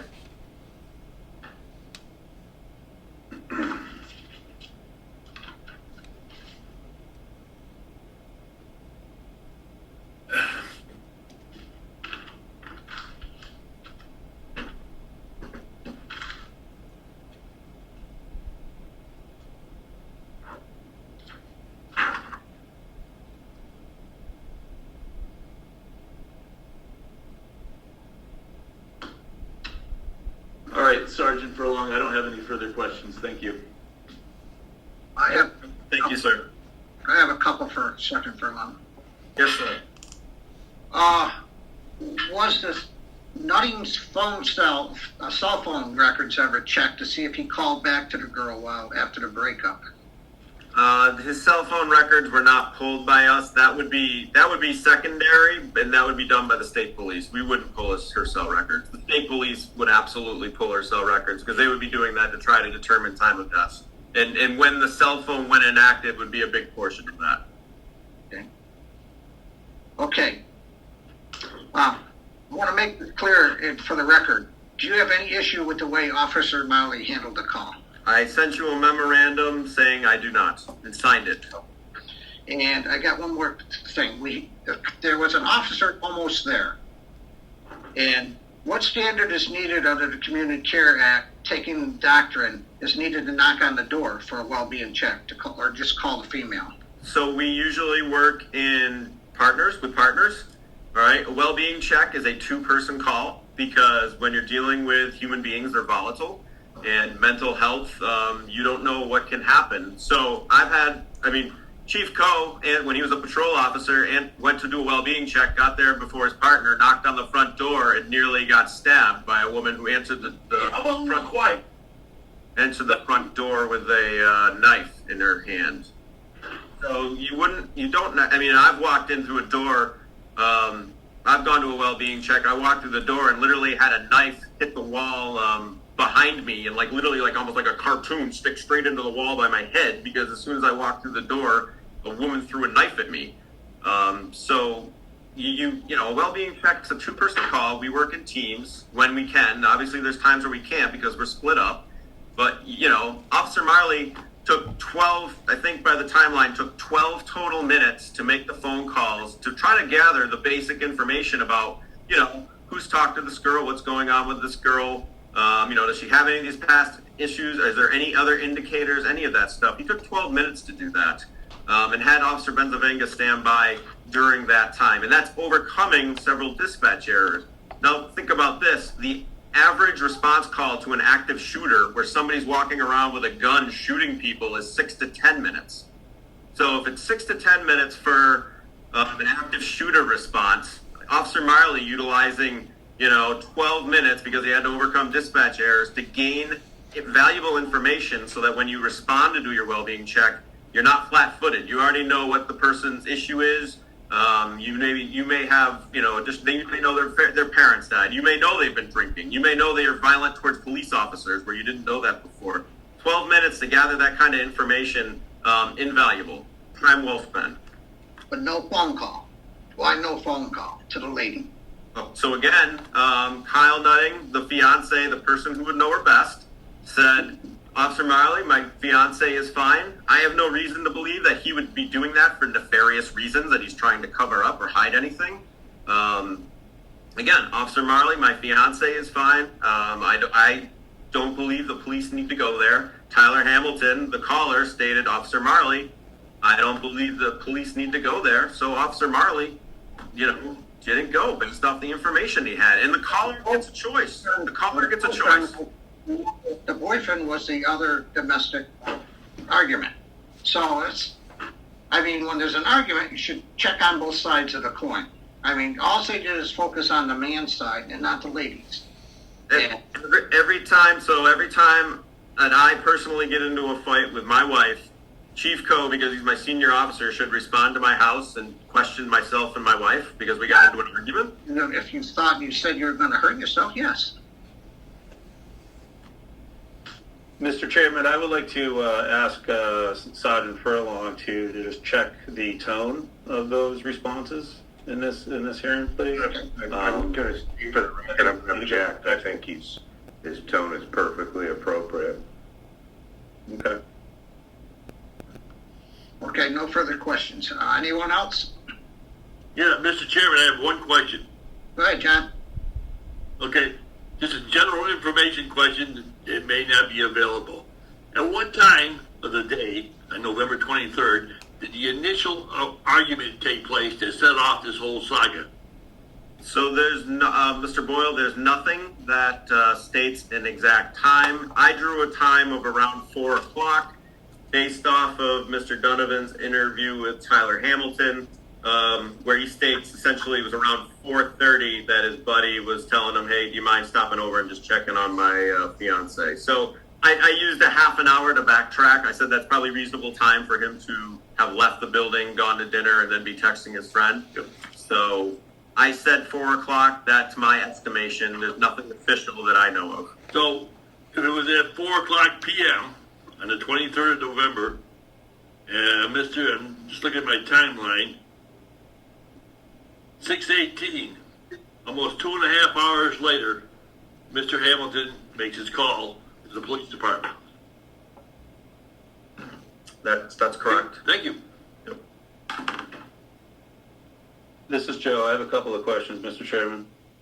Okay, Joe, go for it. Sergeant Furlong, Yes, sir. Mr. Bishop asked you a question about, is there ever a time that you do not respond to calls when there is someone that is threatening to kill himself? And you said, absolutely, we respond right away.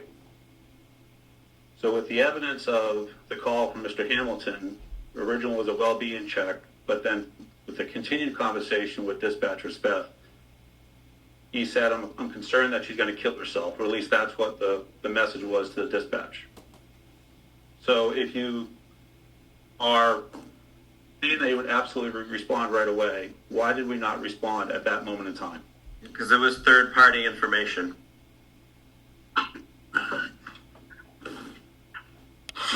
And I would also add that it's dispatcher Smith not asked to talk to Officer Marley. Officer Marley would have responded right away for a domestic.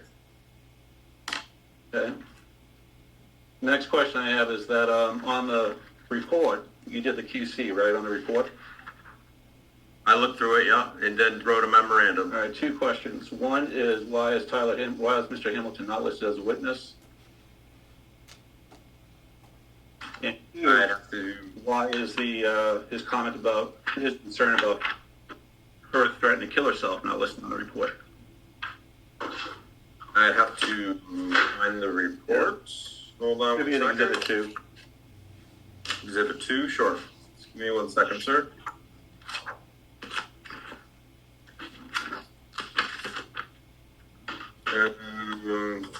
No, so it says mine's Exhibit 4. So, everything is blocked out on this copy that I've got in front of me, but if the cover sheet doesn't I'm say referencing exhibit 2. Exhibit 2, okay? There's the APD report, and I don't know what the exhibit number is on the police department report in that file. I don't see a number. The police department is Exhibit 4. That's John Marley's report. Yeah, sir, if you don't mind, I'm trying to figure out exactly which exhibit you're referring to. So Exhibit 2 is Mr. Donovan's report. Right. Yep. Exhibit 4, I believe, is the Furlong memo to the file. Is that what you're asking him to look at? No, I'm asking to look at the police report that is in Donovan's report. Okay, It's a copy of the police department report, incident 19-159-OF. that's Exhibit 4, Commissioner. Let's call it tab 4 of exhibit number 2. Okay. Okay.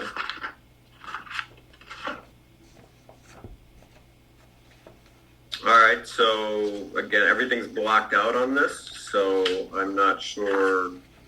What you're telling me is on the cover sheet where it says like the dates, Officer John Marley, his signatures on it, and as you go down it, Yeah, the list of persons, it has a couple of people, I won't mention the names on the public open here on the session. well, I don't know if this is the whole report, because when I look at my copy of this, I have page 1, and then it goes automatically to our narrative, which isn't normal, and then the next, which is then page 1 of the narrative, and then the next thing I have is page 3 of the narrative. So, All right, let's that's potentially my fault. Let me send him a corrected version right now. Let's take a 2-minute break. I can just get it out of the office, Jim? Well, Mr. Chairman, let me just make a motion to recess for a few minutes, because I think Attorney Zesson has another unrelated item that he has a call to jump on at 8 o'clock for a few minutes. Okay. The motion, yeah, let's take a 15-minute break. Okay, so I'm going to put everyone on mute, and then we'll leave the line open here. Thank you.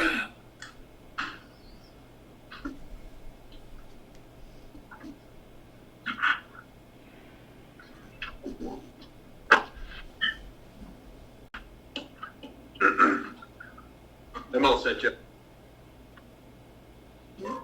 Yeah, I think we'll do sesame chicken dinner. Scratch the appetizer. Do you want just... You, Brittany, as she's talking about chicken dinner, is getting me hungry. Mr. Chairman, I think everybody's back. Do we like me to do a quick roll call? I just need to set my recorder here. Yeah, let's do it, then All we right, get see you moving. there. Going through roll call. Mr. Bishop? Here.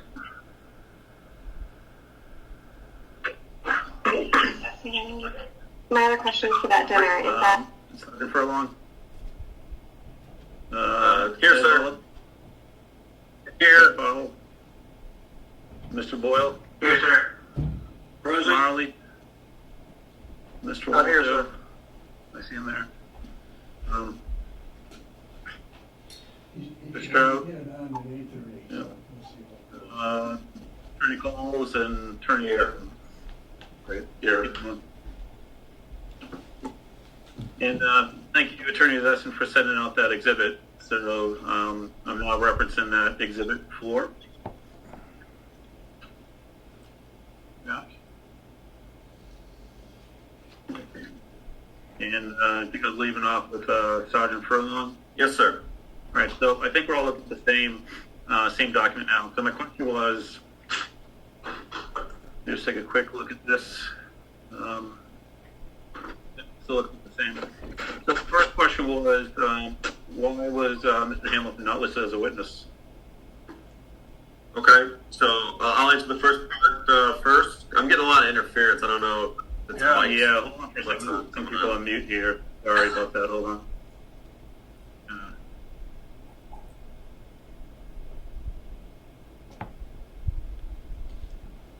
I'll unmute them or okay, that should be better. Okay. So, sir, to answer your question, the reason Mr. Hamilton isn't listed in this witness list is because these are the people who were present at the time of death. Mr. Hamilton was not on the property at the time of death. So there should be another report about the about his call.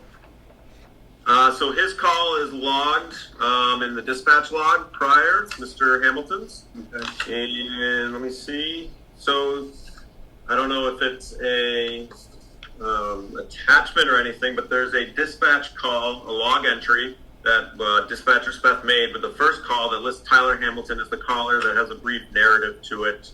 And dispatcher Speth actually listed the call as a well-being check. Okay. So second question is, in that report, Officer Marley, clearly in number 1 in the narrative, talks about the first call coming in at 18 hours and references the well-being check, but does not reference the additional information about Mr. Hamilton reporting that the young lady who was threatening to kill herself. Okay. Argument they had.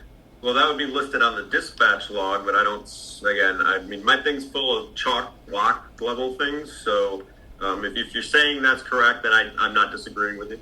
Okay, so why would that be excluded from the report? Well, it would be on the dispatch log that the caller called and stated that. Not exactly sure why it wouldn't be in that. I mean, I guess Officer Marley would have to answer that. Okay. I mean, it's stated on the dispatch log that that's what the caller stated when he called. Okay. So my next question will be, you mentioned earlier that the state police reviewed the case and found nothing wrong based upon the information they reviewed. What did they review from the Dalton Police Department?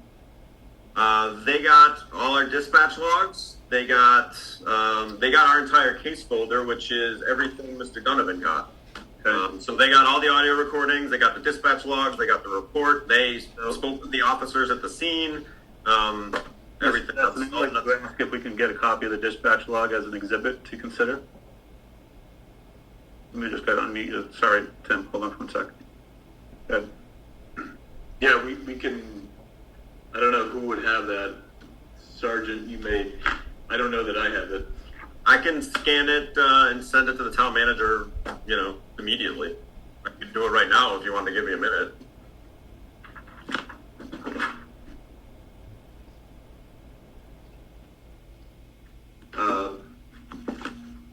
Yeah, why don't we do that? Okay, you want me to scan it and send that to the town manager? Yeah, please. Okay, 1 second.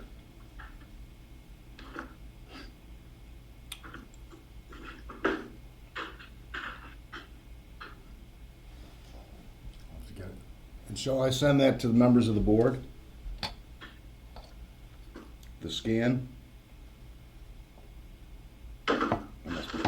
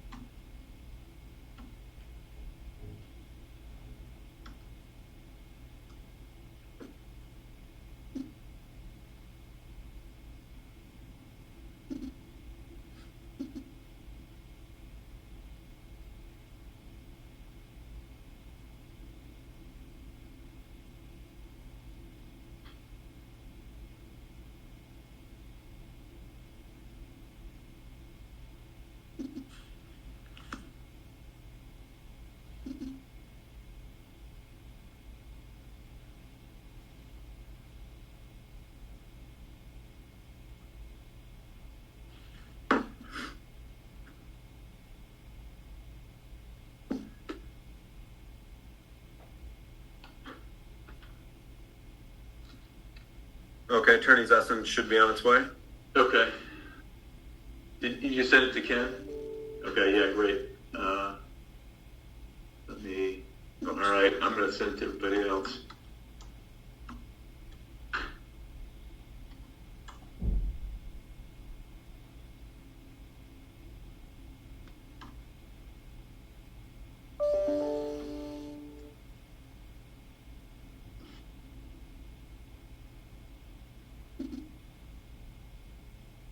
All right, I just emailed it to Terry and then the 4 members of the board.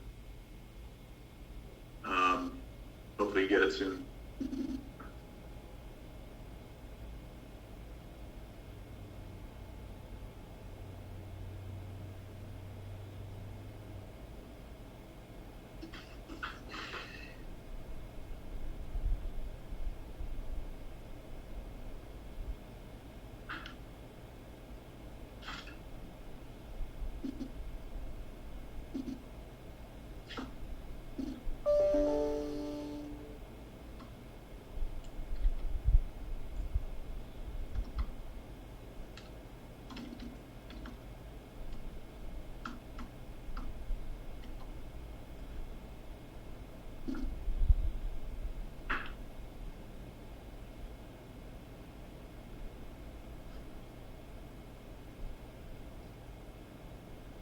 Joe, did you get it? I have it, yep. Okay. Did Yep. everyone else have it? I'm sorry, I have people on mute here, Tim. Sorry, give me a minute. I got a lot of things popping up here. Hold on.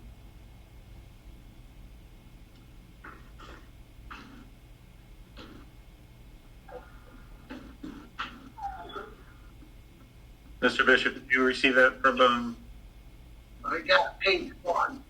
Yeah. Mr. Holub? Yes, I have it. Mr. Boyle? Yes.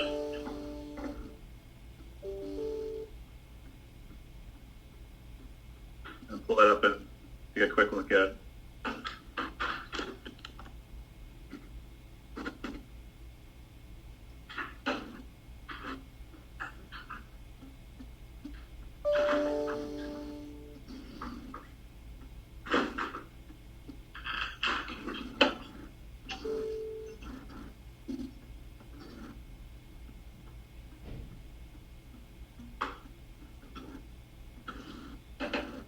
All right, are we all set? Yeah, we're all set. All right, let's make this exhibit number 14. Okay.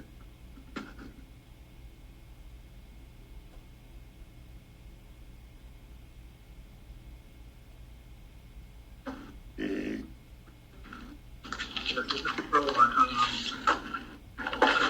This is the first time I'm seeing this report.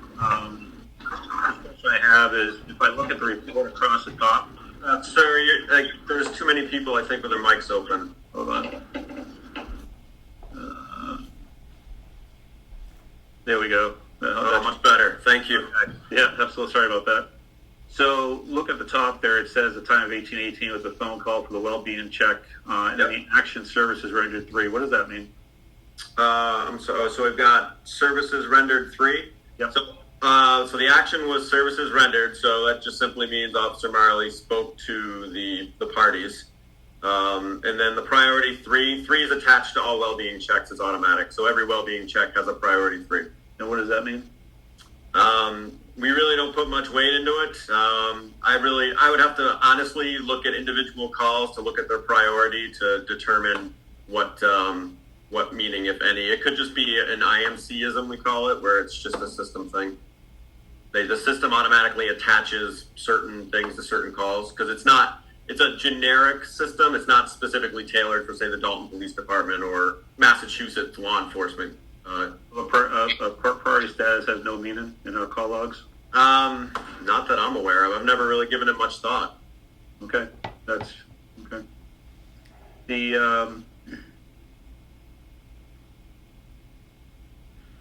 Again, so if we look at the recording, and Hamilton reported that she was threatening to kill herself. If we look at the narrative here, that's not included in the narrative of the log either. But yeah, it's on the recording of the dispatch.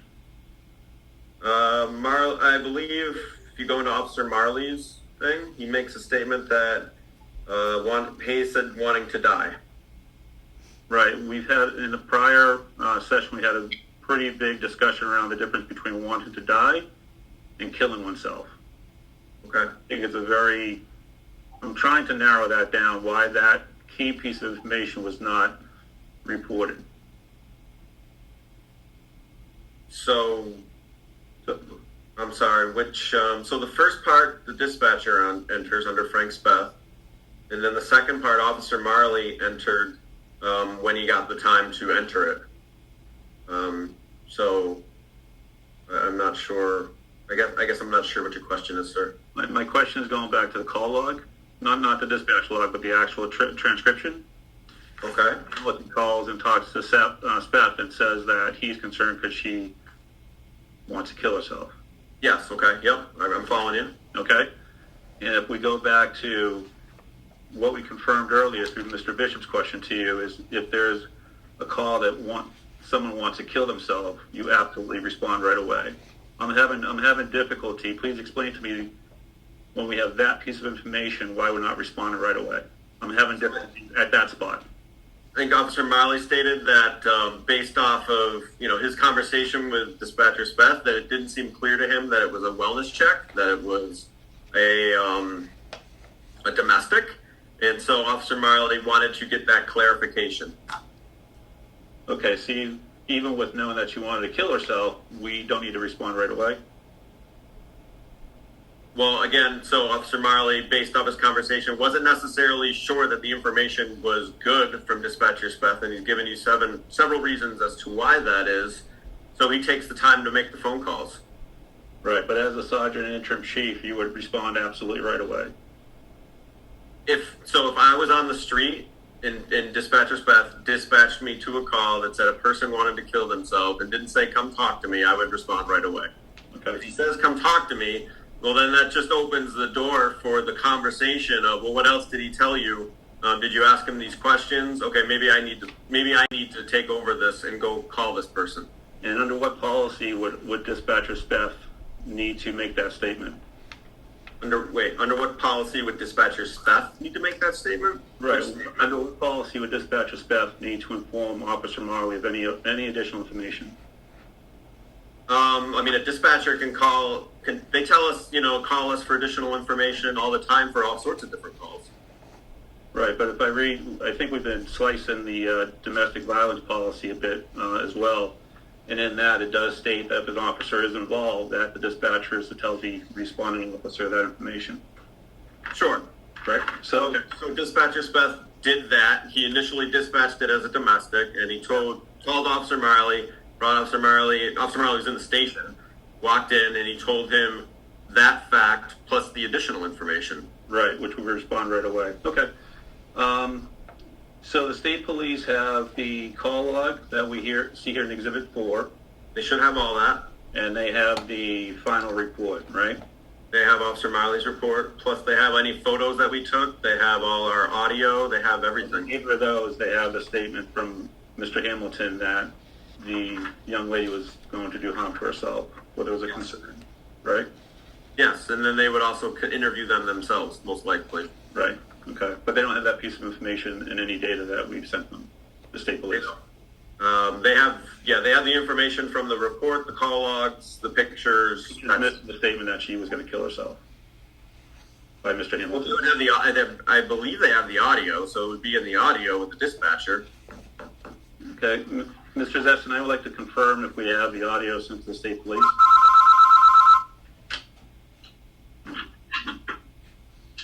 The other question I have for you, Sergeant Furlong, is the 6 to 12 minute response rate for active shooter was your statement. Mm-hmm. Is that the same statistic for the small town of Dalton with 32 square miles? Could be. If I was on Washington Mountain Road at an accident and there was an active shooter in the middle of the day, it could take me 6 to 12 minutes to get across town. And how many minutes are we away from 60 North Street? From the police station? Mm-hmm. 2 minutes tops. Okay. Which, again, do you want me to continue or no? No, that's it. Okay, no problem, sir. All right. I want to go back to a question I asked Officer Marley earlier regarding the depression and what was in the education material about the mental health education. The threat to kill oneself or do harm is a level of crisis. So if we have information someone's going to kill themselves, under your leadership role, wouldn't that be an immediate response? Once it was established, if it was from a first-party person, Again, this information came from a third-party person, and Officer Marley wished to confirm it. So first person is if the person's going to kill himself, they actually have to call the dispatcher and tell you? I'm sorry, second person. So somebody who's spoken directly with the person. Okay. And Mr. Hamilton was receiving text messages from Mr. Nutton that he was concerned. Yes. Okay. The report wasn't completed. If I go back to the police report, and I'm referencing the Ella Donovan's report where I see actually, let me go back to the one that Mr. Zesson just sent us.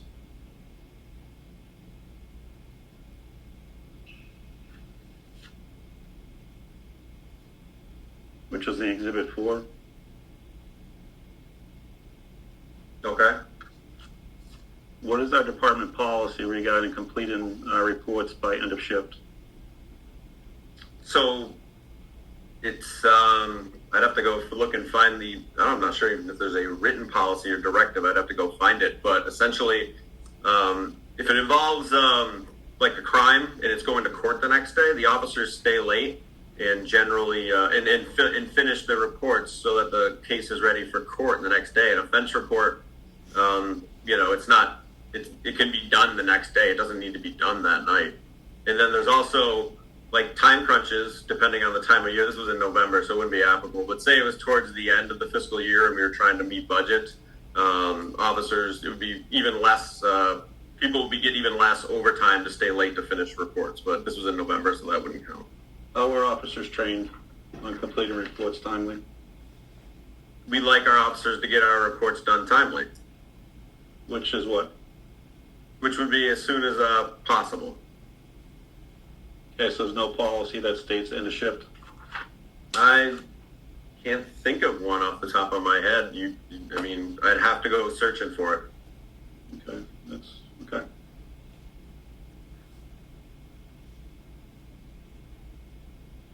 We certainly want our reports to be done timely, right? We also don't want to encourage people to stay late and get overtime to finish reports as well.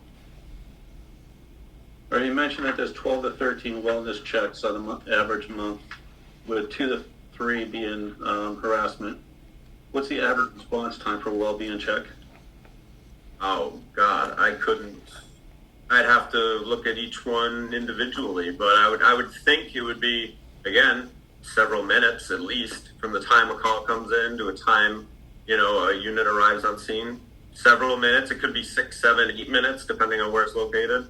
If I was here at the station and the well-being check was on Yvonne Drive and it was rush hour, it could take me, even with lights and sirens or whatever, to get out there, 6, 7, 8 minutes.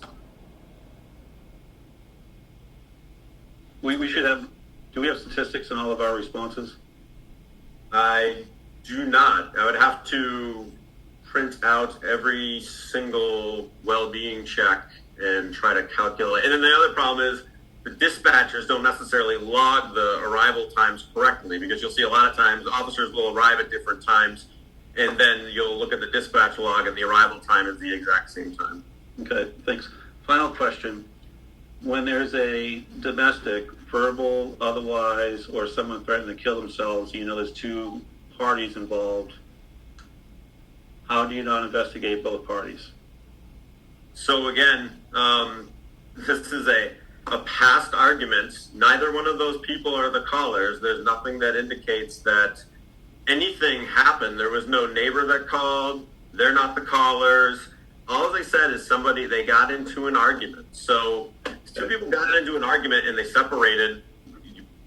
But as a leader in our police department, you believe that if someone's going to kill themselves, you should absolutely respond right away, correct?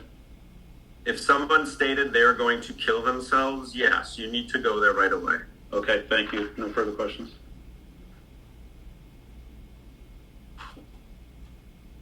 I'm going to unmute the rest of the board members if someone else has a question. So, go ahead.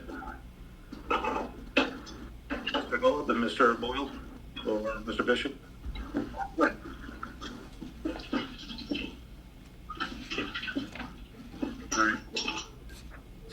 back to you then.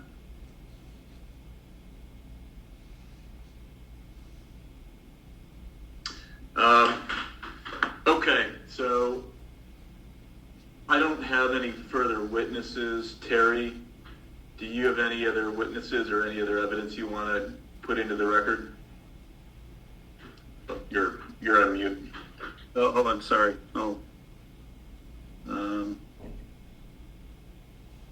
Where's Terry? Terry?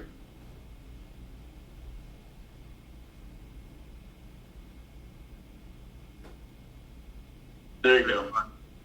All right. I do not have any other witnesses. I don't have any follow-up questions to Sergeant Furlong. Okay, do members of the board have any other questions or issues they want to address at this point? Oh, hold on, Bob. Mr. Bishop, go ahead. No, does anyone have any?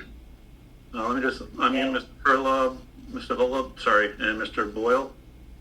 Yeah, I have one question. Go ahead, John. Go ahead, John. Okay, thanks, Bob.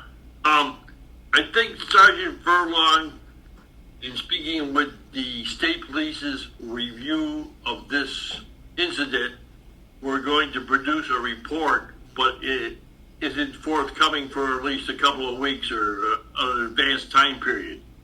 Is that correct? Did I hear that correctly? Sergeant? Oh, let me unmute him. Sorry. No, I'm good. I got it. So I think it was last Monday, they said they expected to release it within 2 weeks. So it would only have been, it hasn't been 2 weeks yet. Yeah. Well, thank you for verifying that I still can hear it correctly. That's Okay. very No good. problem, sir. And just as a comment, I think that's a vital piece of evidence to consider in this case, and I'm not really sure exactly what the board wanted us to do. I agree with you, John. Thank you, Ed. Right. If both cases, maybe we should, they're hesitant to suggest this, postpone again until that's available, because I think it's important. We also have another issue that is being investigated too, we need an answer on also, which should have been handled today, and we're waiting for a report on that. So I support waiting until we get all the information, or police report and this other information on this other investigation. Yep, you're absolutely right, Bob. And also, the sergeant pointed out, the police did a standardized review of the search and police, and to the best of his knowledge at this point, there is no issues.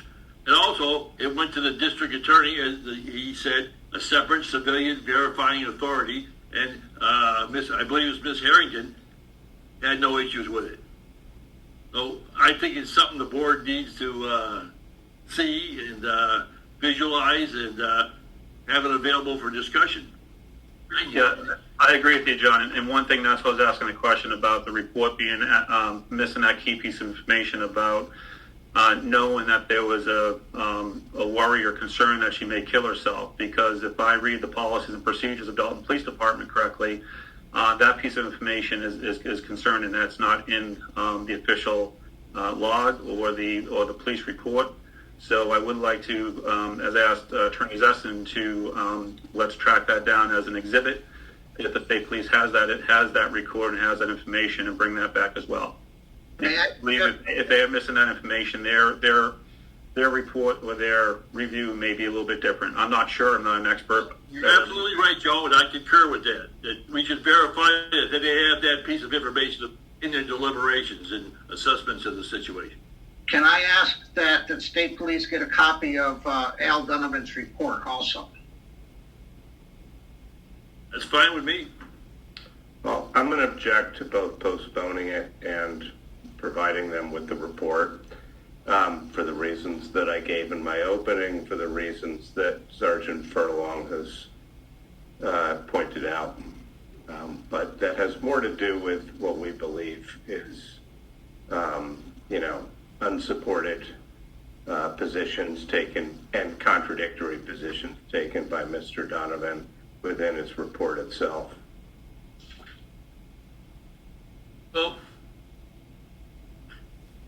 intervene here. I guess right now it's a matter of public knowledge. So I don't see the problem of handing it to the state police or the district attorney's office. Absolutely. What? Yeah, Mr. Chairman, Mrs. Joe Diver. I'd like to make a motion that we suspend for at least 1 week. And Okay. reconvene. Is there a second? I think, look at it. how about 2 weeks? 2 weeks would be fine. Yeah, at 6 o'clock on Thursday, whatever 2 weeks is from. We got a second from Mr. Holo. I'll second the 2 weeks. Okay. I'll look. Because Okay. you know how the bureaucracy works.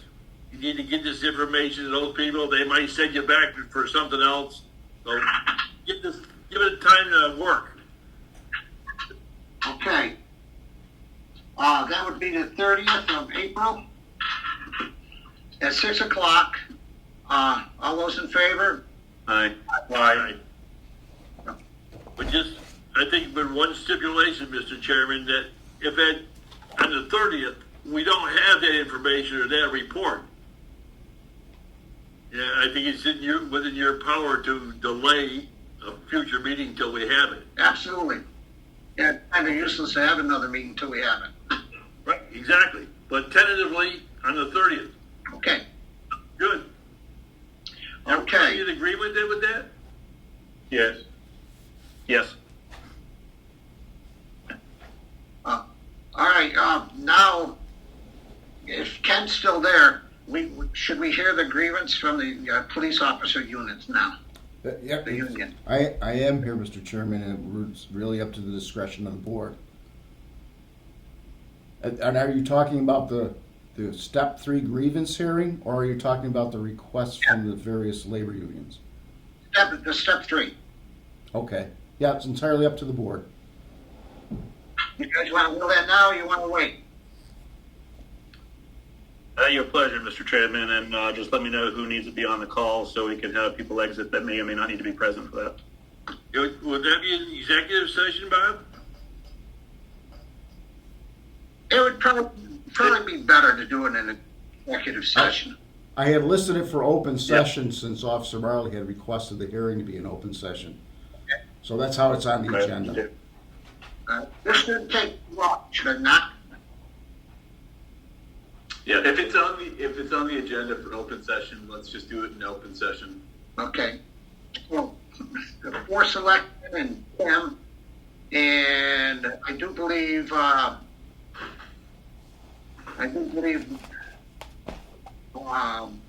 Sergeant Furlong, and I do believe Officer Powell, correct? Yes.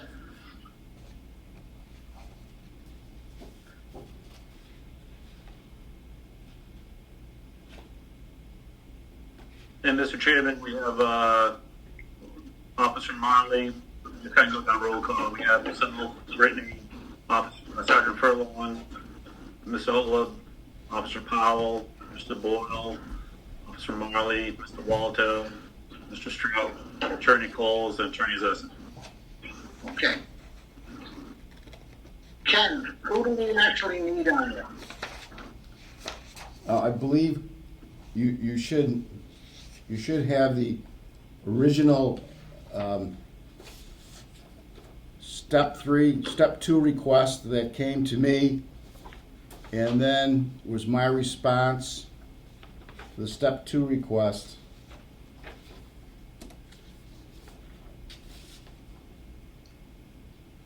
So there's a letter of from the union to me of March 16th. And there's a letter from me to the union of March 13th.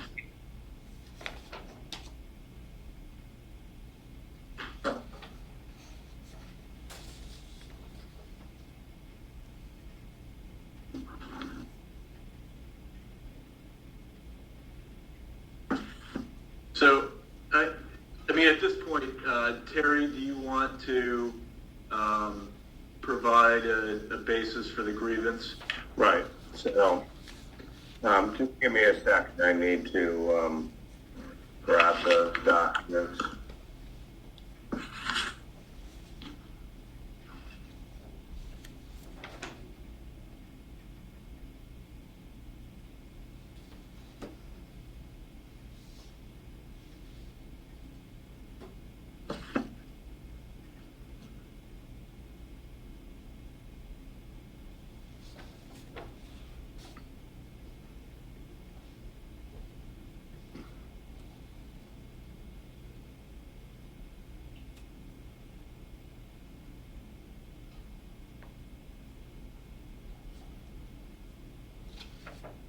Right, so the union's position and Officer Marley's position on this is that he was unjustly and improperly placed on paid administrative leave, or about February 25th, 2020, in violation of the collective bargaining agreement, including but not limited to Article 29.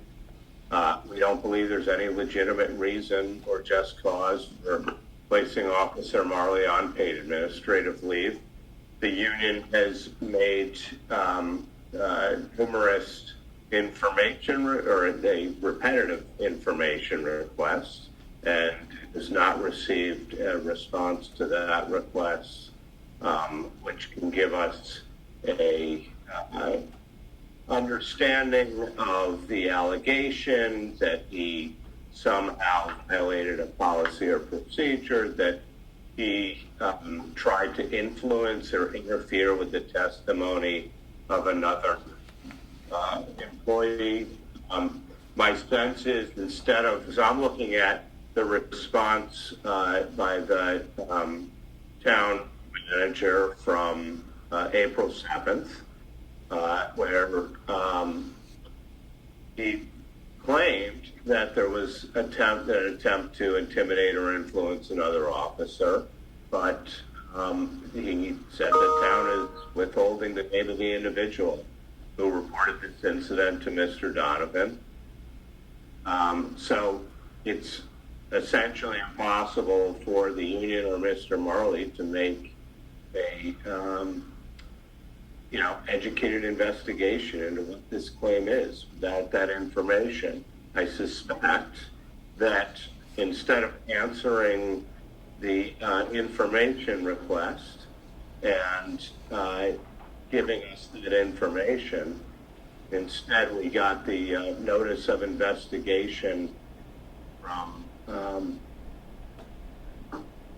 Attorney Zessen.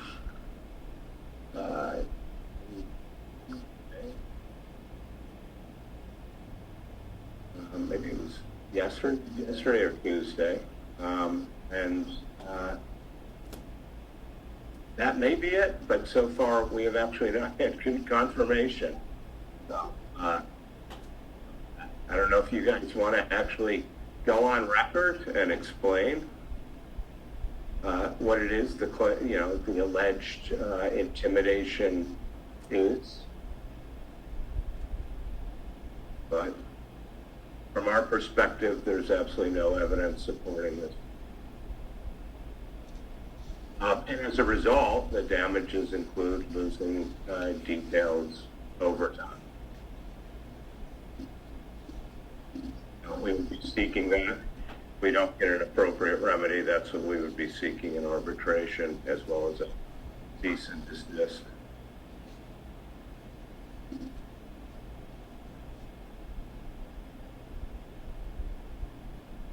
Tim, do you want to respond to that, or? Yeah, I can.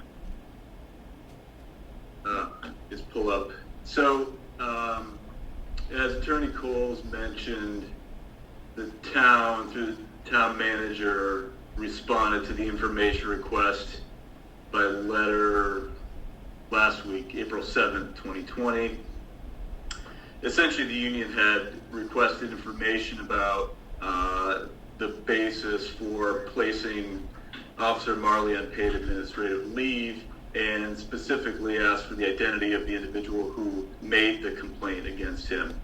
Mr. Walto, town manager, responded that the decision to place Marley on paid administrative leave, was not disciplinary in nature. That said, there is evidence to support that he was attempting to intimidate or influence an officer in connection with his cooperation with the IA investigation. And that alleged intimidation happened, I believe, on February 23rd, 2020. And the one of the individuals who observed the incident reported it to Mr. Donovan, who then reported it to myself and the town manager. And only after that allegation was Mr. Donovan, or Mr. Officer Marley, placed on paid administrative leave. As Attorney Coles mentioned just now, Mr. Donovan is currently conducting an investigation into that separate incident. Haven't been able to schedule an interview yet, but I believe the parties are going to coordinate that in the next day or week or two. But the reason why the individual's name wasn't disclosed, frankly, this is, number one, an ongoing investigation, and based on what has already transpired, it was determined that there's still a credible threat against the individual who made the complaint. And so disclosing his identity at this point could further put him in harm's way. So are you saying that it's not this notice of allegations? Not I just want to be clear. So you're saying that the reason that Officer Marley was placed on paid administrative leave because of this alleged statement he made, or statements he made, is something other than what's described in the notice of allegations? That is specific. It says, your conduct on the morning of February 21st, 2020, at approximately 7 a.m., specifically your conversation with Officer Buston Mazzella, in which you allege that you participated in conduct, in which it is alleged that you participated in conduct that was unbecoming a police officer. Is that what we're talking about? Yeah. Yep. Okay. So let me make sure I understand this. The town places Officer Marley on paid administrative leave.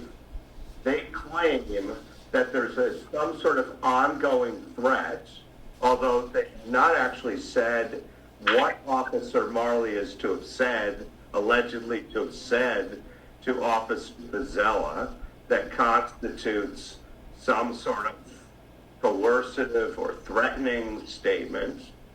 That hasn't been explained to us.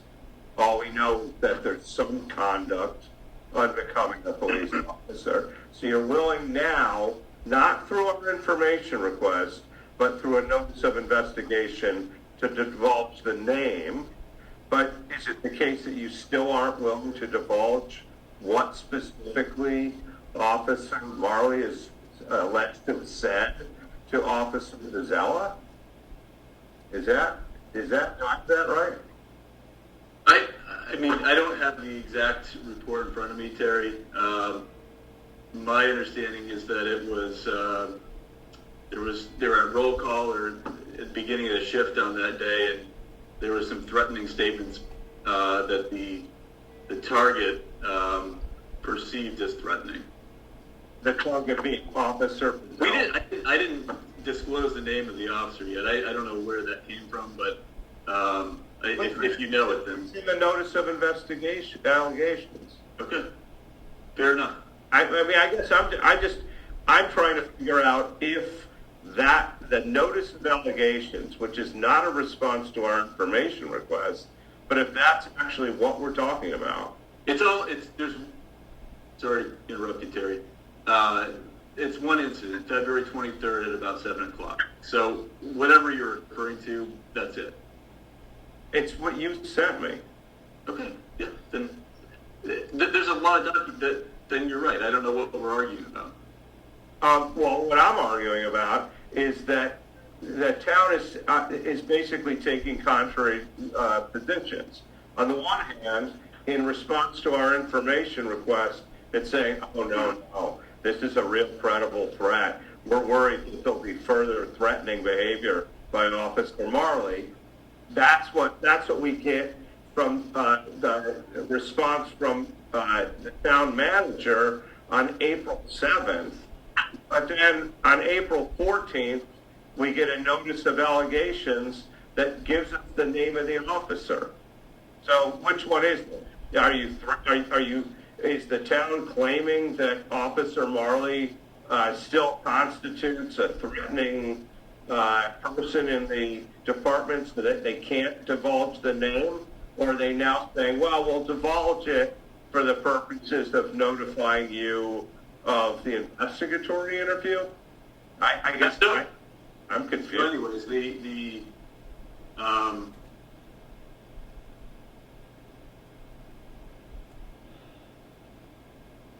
yeah, look, he tried to interfere with the first investigation, and once he did that, we put him on leave, and we're investigating it. I think it's possible that he's going to do it again. That's why he's still out on leave. I don't think it's that complicated. Well, it is in the sense that on the 7th, the town refused to give us the name, and on the 14th, they do give us the name, but not in response to our information request, but a notice of investigation. So evidently, giving the name of the officer that's allegedly felt threatened is okay if you're noticing Officer Marley of an investigation, but it's not okay to respond to the union's information request? That's confusing to me. Sorry. Okay. Fair enough, Terry. And I would point out to the board that although we now have the name of the officer, so it appears it's not so, Officer Marley is no longer so threatening that we can't know the name of the officer that allegedly felt threatened, but we still don't know what is alleged to have been said. We asked, the town manager, what's the substance of what Officer Marley said that forms the basis of putting him on paid administrative leave, and it was said that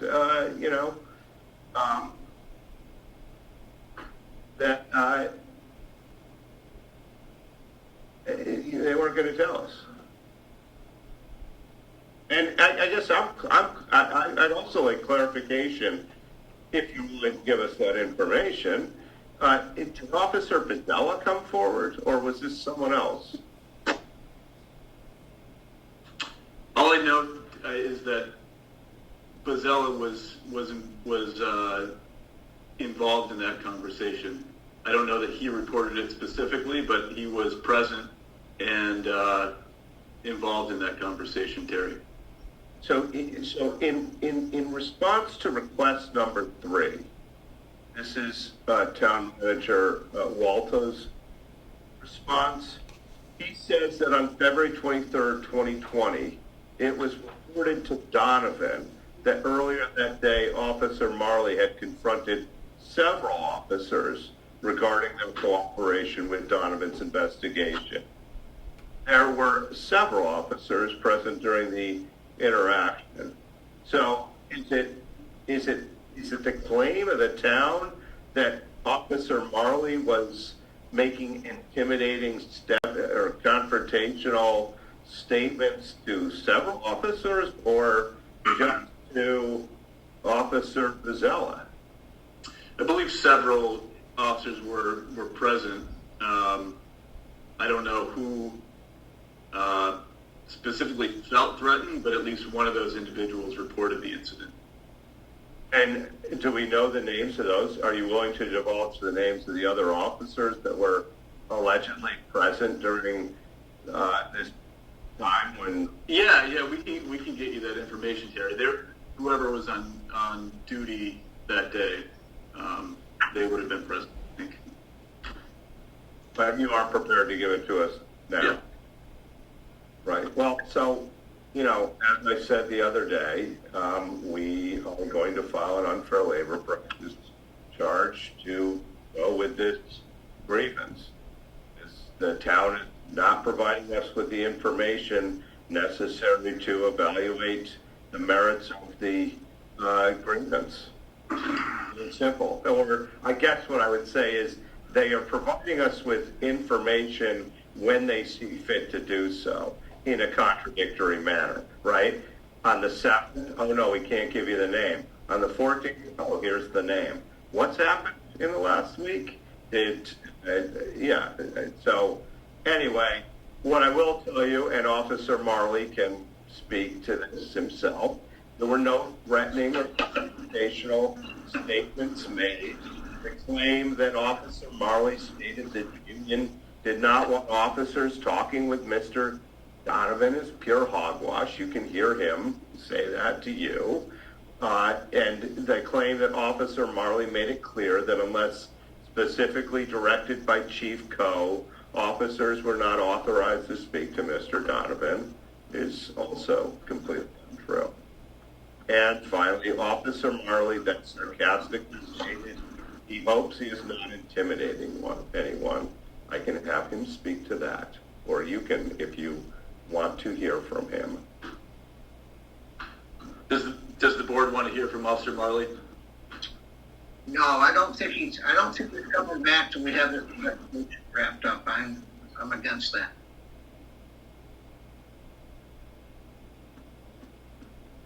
Okay. Does the board have any further questions? So can I just get a quick clarification? Are we going to get a response from the board? Are you going to consider and then respond to the grievance at this step? Or are you saying you're not going to do that? I need to know because when I draft my unfair labor practice, I want to also include if you are not following the grievance procedure in the contract. Terry, I just think they said they didn't really need to hear from Officer Marley, but they'll still vote on it, right, guys? Yeah. Okay. Okay, I entertain a motion to keep Officer Marley on leave till the investigation wrapped up. So moved. Second? Second. All right, all in favor? Aye. Aye. Can you repeat the motion? I couldn't hear it. We're gonna keep Officer Marley on paid administrative leave until the investigation is wrapped up. On grievance leave? But hold on, Mr. Chairman, Bob. Yes. The motion should be deny the grievance at step 3, and the effect of that would be to keep him on paid administrative leave. Okay. Okay. Bob was kind of robot-y, but I can hear Tim. Okay. Thank you.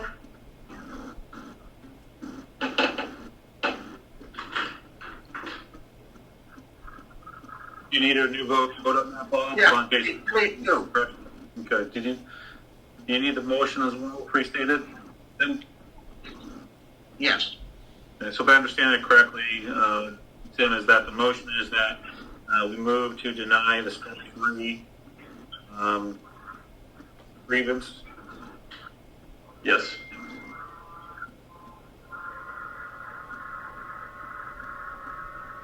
Okay. Brittany, did you get that? So the motion is that, Mr. Chairman, move that we deny the step 3 hearing grievance. Okay.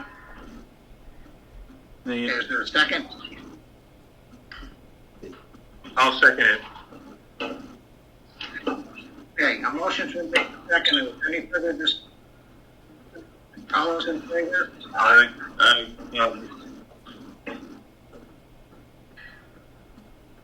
Okay.